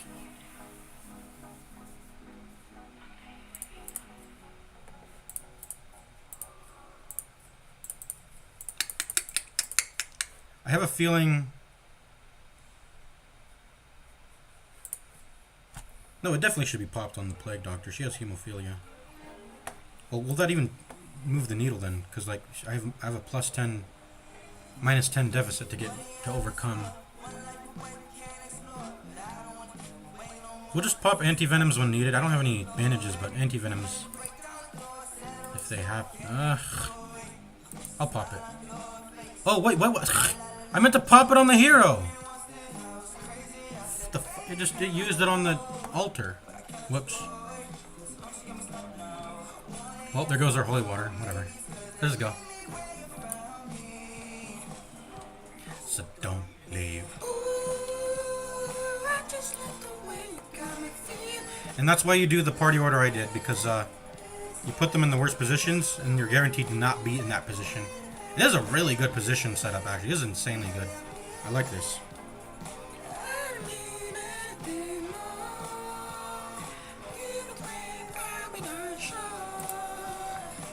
Ooh, we got a fat crit there. Do we withstand, or do we just start putting in damage when we have the opportunity to do it? I'm just gonna hit him when I have the opportunity to do it. I think. I don't think I'm gonna press withstand here. Just get my licks in, you know. I want to put the riposte up.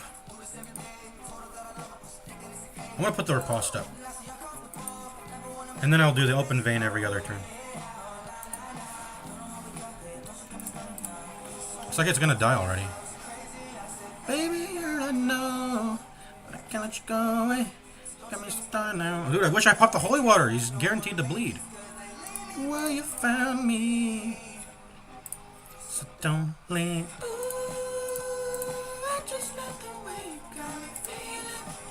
Just keep doing the damage. I mean, that's how you get out of this fight.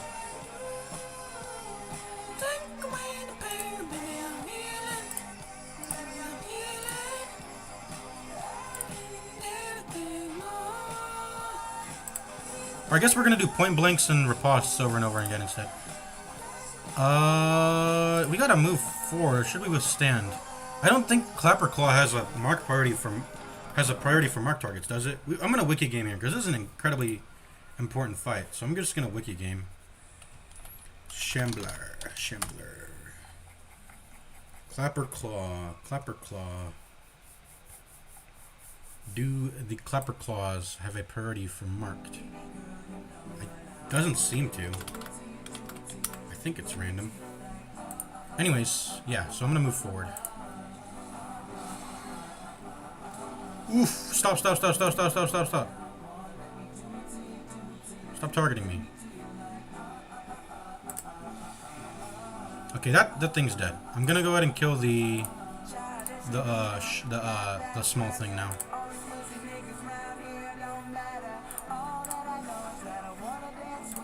Heal. It's dead already.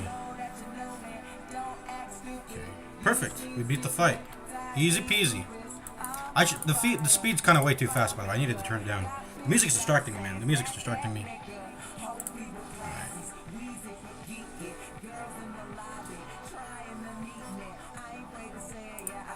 Okay, everything's dead. I guess we're just critting for stress heals then at this point.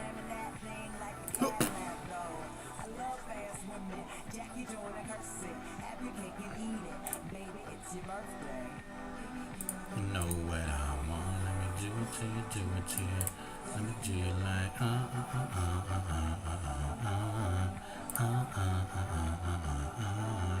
baby girl, you know what I want, let me do it to you. Let me do it like I wanna stall. Okay, I guess it doesn't matter. Ooh! Ancestor's Bottle. Unfortunately, I think food consumed is a stat that rounds up. So, I mean, we can test it now when we can walk over a hunger check. But I don't think this can be used in conjunction with our fasting seals and bloodthirsting strategy, right? But, whatever. We got an Ancestor's Trinket. Cool. Now, see, I'm going to show you how I'm going to be able to make a full recovery from this fight. I'm going to show you how I make a full recovery from this fight. I'm battered, I'm bruised, I'm damaged, you know. I got some stress built up. Let me show you a little strat. Let me show you the strat. Oh, by the way, we got the bleed amulet back, or did that actually drop from the boss? Is that because we dropped it on the ground? I think that's because we dropped it on the ground on this tile, right? Is that how that works? If you drop a trinket on the ground in a fight, and you generate a fight there, you will pick up the trinket again? Is that how that works? I gotta test that. Actually, I gotta test that. Wow. Okay. Anyways, let's give you... You know what? In fact, we can probably just keep the hero's ring on you. Give you this. I gotta test this, actually. Let me do you like... Plus 10 stress. Plus a lot of max HP, though. Pretty good. Ancestor Trinket. So, this is what you're gonna want to do.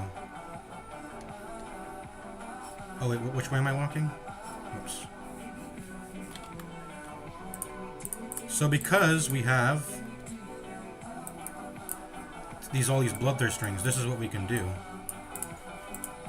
I should probably put them here. Use the fasting ring right now. We can regen the full HP. Look at that. Ain't that sweet? And since we're at 0 light already, we're not really paying any cost in terms of stress, right? Or not stress. Well, stress too, because if you walk over a tile that isn't empty, stress does not incur. So we're not even building up stress. That includes hunger and curios. If you walk over a hunger or curio tile, you don't cure the passive, stress that occurs. So we're not trading anything. This is just free healing, and we get it because we walk. Whoops, we're walking back and forth in a hunger hallway. So that Shambler fight is risk-free. If things fuck up, we retreat, and we just fucking heal in the hunger hallway.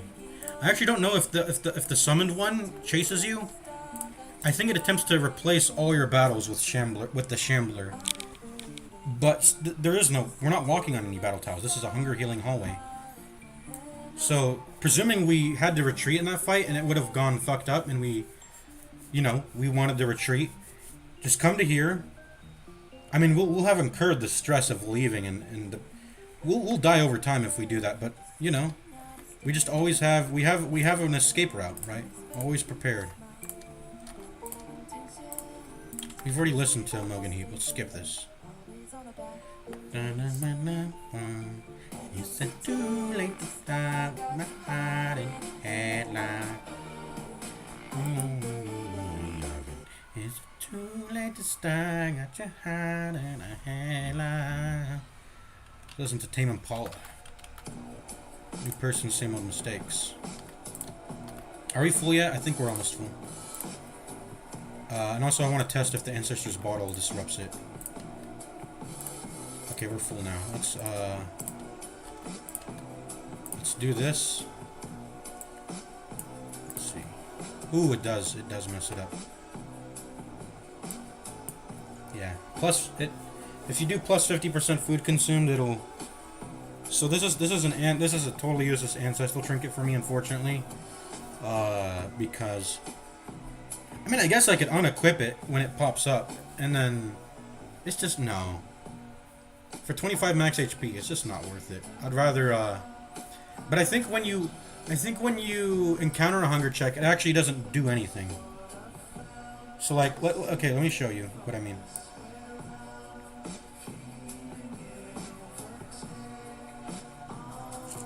Actually, I can't show you. I would need some food in my inventory. Because the option gets disabled when I... But yeah, it does disable this at least. Yeah. Alright. And since we saved an easy fight here... That was a little bit of a risk because a fight could have generated there, but we probably should have taken this way around because this is an empty hallway. I don't know why I walked through this. We could have just backtracked, it's whatever. So, with this easy fight, we can get back up to full. And then we can take on the Collector. That's what I'm going to do. And we're also going to... I think we're also going to try to pop this. Get a Virtue procced here. Yeah.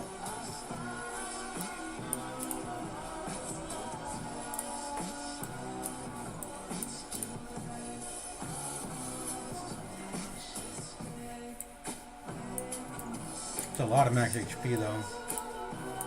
Very cool. Alright, let's go.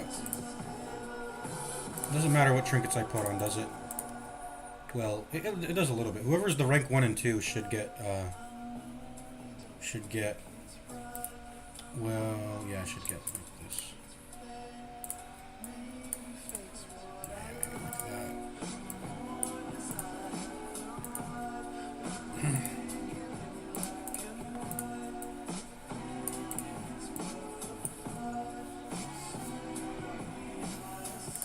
Okay. Whoops. We need to go here. When you're trying to virtue farm, get rid of all their damage abilities. That way they do not. Damage anyone. Like that. These all deal damage. So.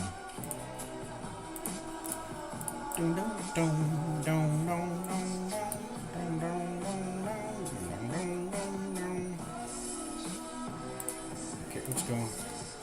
We're gonna regen all of our what's it called? All of our... Why am I getting tripped? All of our light, stress, whatever, you know. Oh shit, whoops. I forgot to change my skills, whoops. Let's retreat. We ended up getting virtuous anyway, we got lucky. We got lucky. Lucky as hell. Let's put this on you now.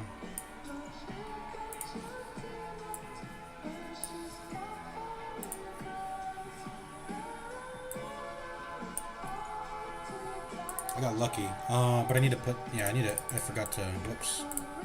Totally forgot to do that. Change my skills. for the stall fight I'm going to be doing here.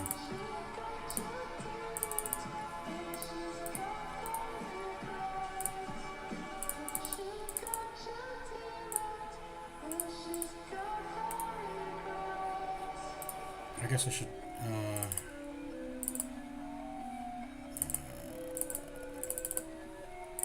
something like, I mean, it's whatever. Okay, let's go again.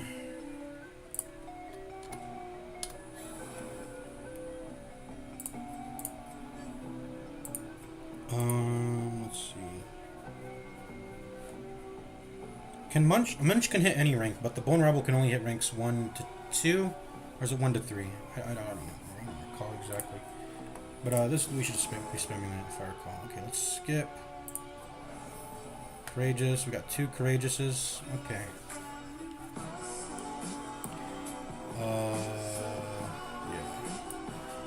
Why did we should have actually taken the Shambler fight after farming all 4 virtues. Why did we... The clean guns actually didn't end up mattering that fight, did it? Point blank's not considered a... Oh, it actually is considered a ranged shot. Oh, dang, okay. So it somewhat mattered, I think, yeah. Okay, I mean, we should have farmed all 4 virtues before we went into the Shambler fight. That's way more important than having the camp buff still up. Because the bandit sense was irrelevant. The clean guns, that was it. That was it, the clean guns. Oh, I guess 10 accuracy on Plague Doctor, too. That might have actually mattered, but she has natural swing, so... I don't know how high the Shambler's dodge is, but... yeah. Alright, let's heal the stress on everyone. Actually, we can just retreat again, and then try to go for the 4th one. We've been getting really lucky here.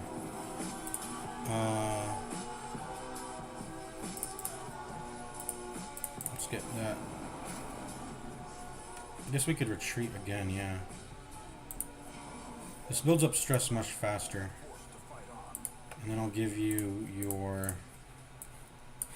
I'll give you a recovery charm. And hero's ring. And then put you in rank 2. What am I doing? I don't know what I'm doing. Boom.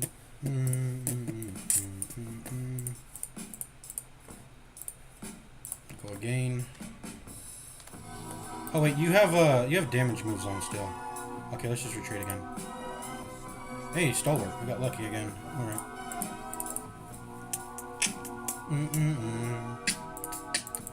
Alright, we have virtues on everyone. Let's just prep for the...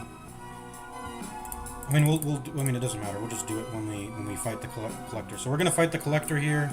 Let's go ahead and get our light and stress down and all that. Yeah.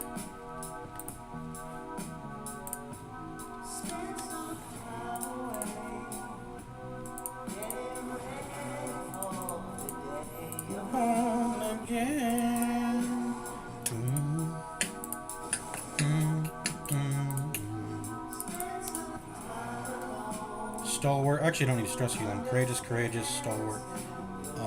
I should just heal these 2 people with stress heals then. What am I doing? Healing a Stalwart. Alone again.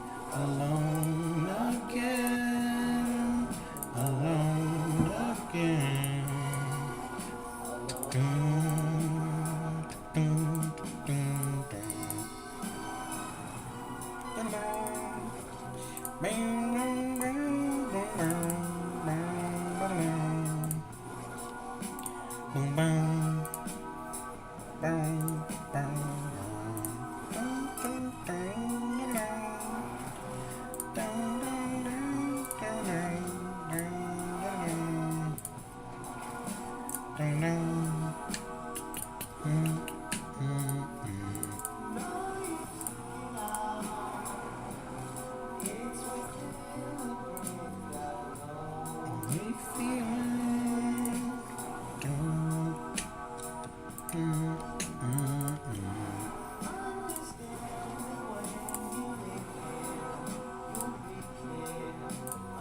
Probably a better thing.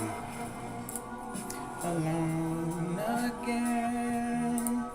Alone again. Alone again. Alone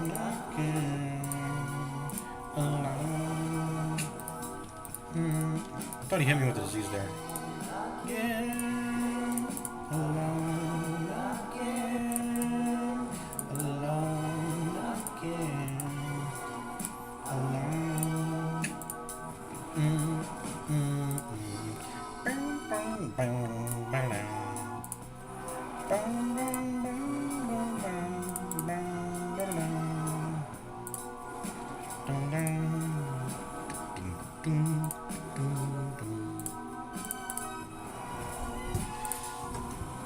Dun, dun, dun, dun, dun, dun, dun, dun.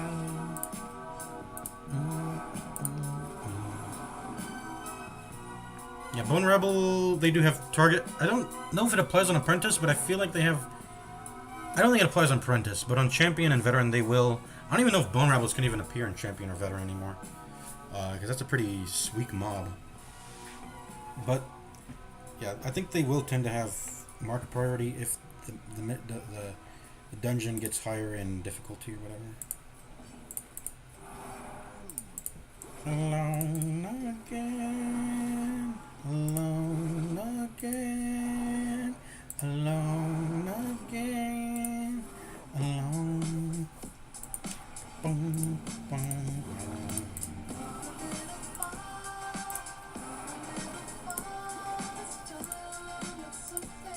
Dun, dun, dun, dun. Alright, fully stress healed and fully healed.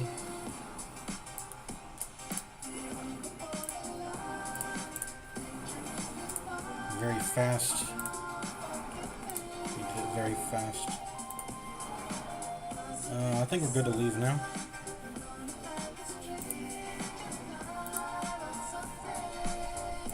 Alright, let's go fight the Collector and then I'm gonna end the stream. Damn! We fought the Shambler, the Swine Prince. The Swine Prince is pretty easy. And the Collector. We're gonna knock them all out. Back to back. Not back to back technically, but, you know, somewhat back to back. Alright, how am I gonna set this up? You're gonna have the Sun Cloak. Let's give you most dodge. Give you some... Should I give you the Bleed Amulet? Oh yeah, you're Virtued. So now this is gonna go up to what now? 35. Hey, that's pretty solid. It was sitting at what? And this would be 85 if we didn't have the hemophilia, but we're back up to levels that aren't garbage. So that's pretty good. What else now?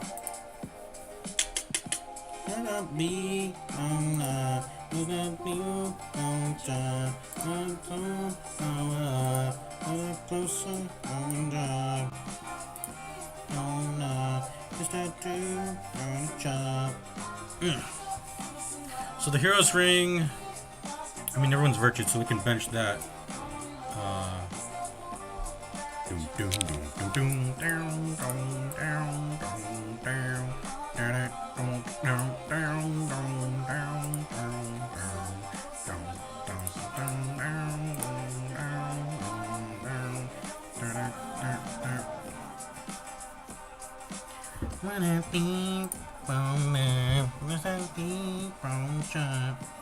I do need to be wary of Lifesteal. That's the backline targeting move. That's the one that marks also.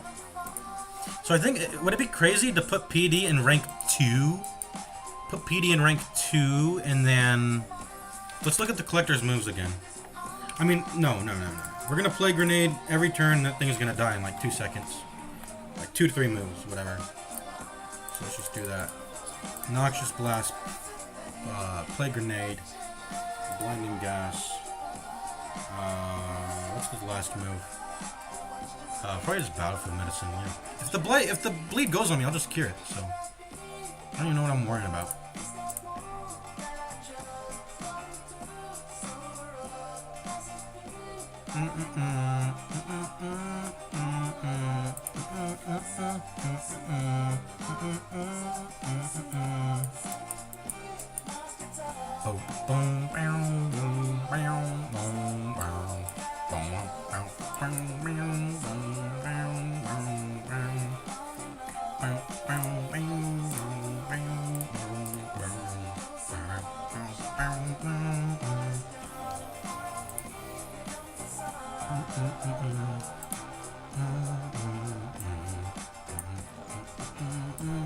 The thing is, putting this on doesn't do anything. Well, I could just go back into this fight, but I don't.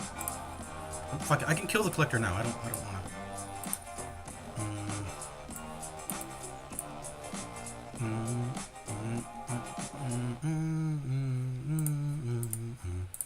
to. Be in rank 2 to stun him at the start. I'm gonna have smite. I want to do a Holy Lance dance, don't I? Actually, something like. I don't want to bulwark myself though. I don't want to bulwark myself, but smite, heal, Holy Lance, something like that. Pistol shot.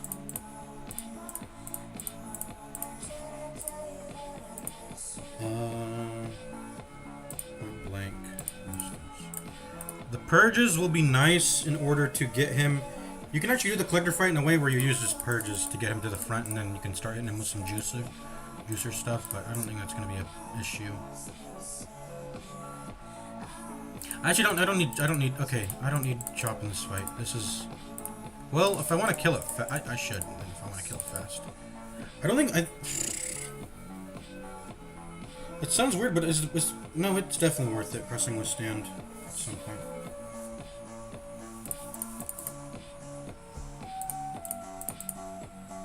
The question is, do I want to have intimidate?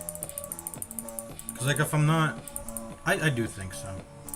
We want to have like these 3 on, and then what's the okay? So I guess it's just chop. I guess we're not using purge. We don't need purge. We have PD doing the backline shit. We don't need purge.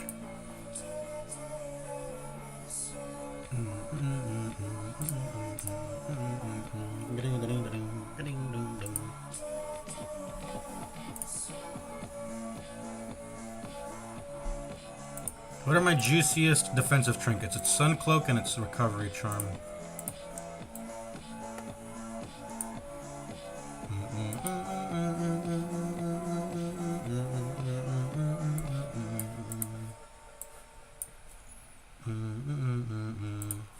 I think I need to stack dodge on one person though. That's definitely how that should work. And then stack the healing buffs on one person. So this is the ideal setup. Max dodger, max healer with the gifted and the recovery. Stacking is always how you should do itemization, trinketization, whatever.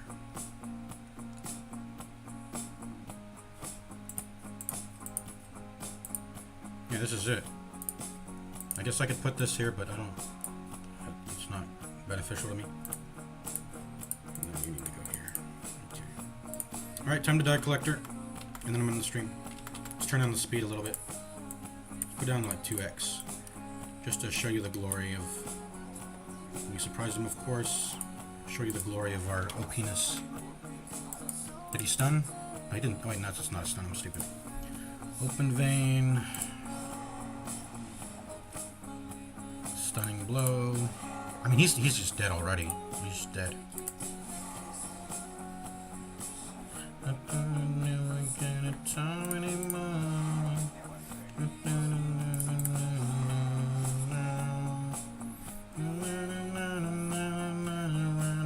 I can try the stun again. I'm gonna do it. I mean, we could just smite. And he's dead. He didn't even get a turn to move. Alright. And we didn't have any offensive virtues, by the way. That was all just, you know, having a good party. Right? None of these are good offensive.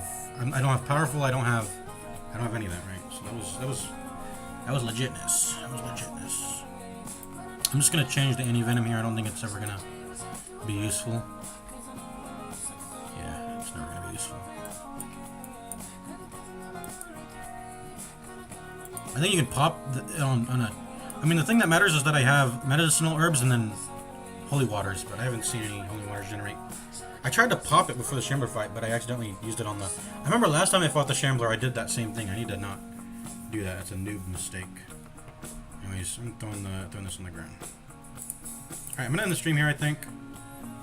Let me go to a room, and then we'll end it. There we go.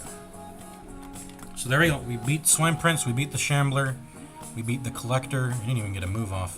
We killed him super fast. And that's it. I'll continue next stream.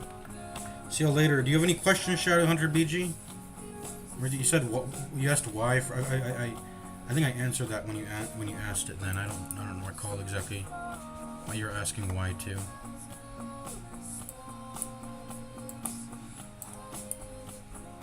All right. I'll see you later. Peace out. Yep. Had a lot of fun fights. Swine Prince, he was pretty easy peasy. So is Collector. That's how it is when you have the PD. The PD's insane. Does insane damage. And the Shambler took that on too. Boom, boom, boom. Noxious Blast. Plague Grenades. Alright. See you later. Peace out.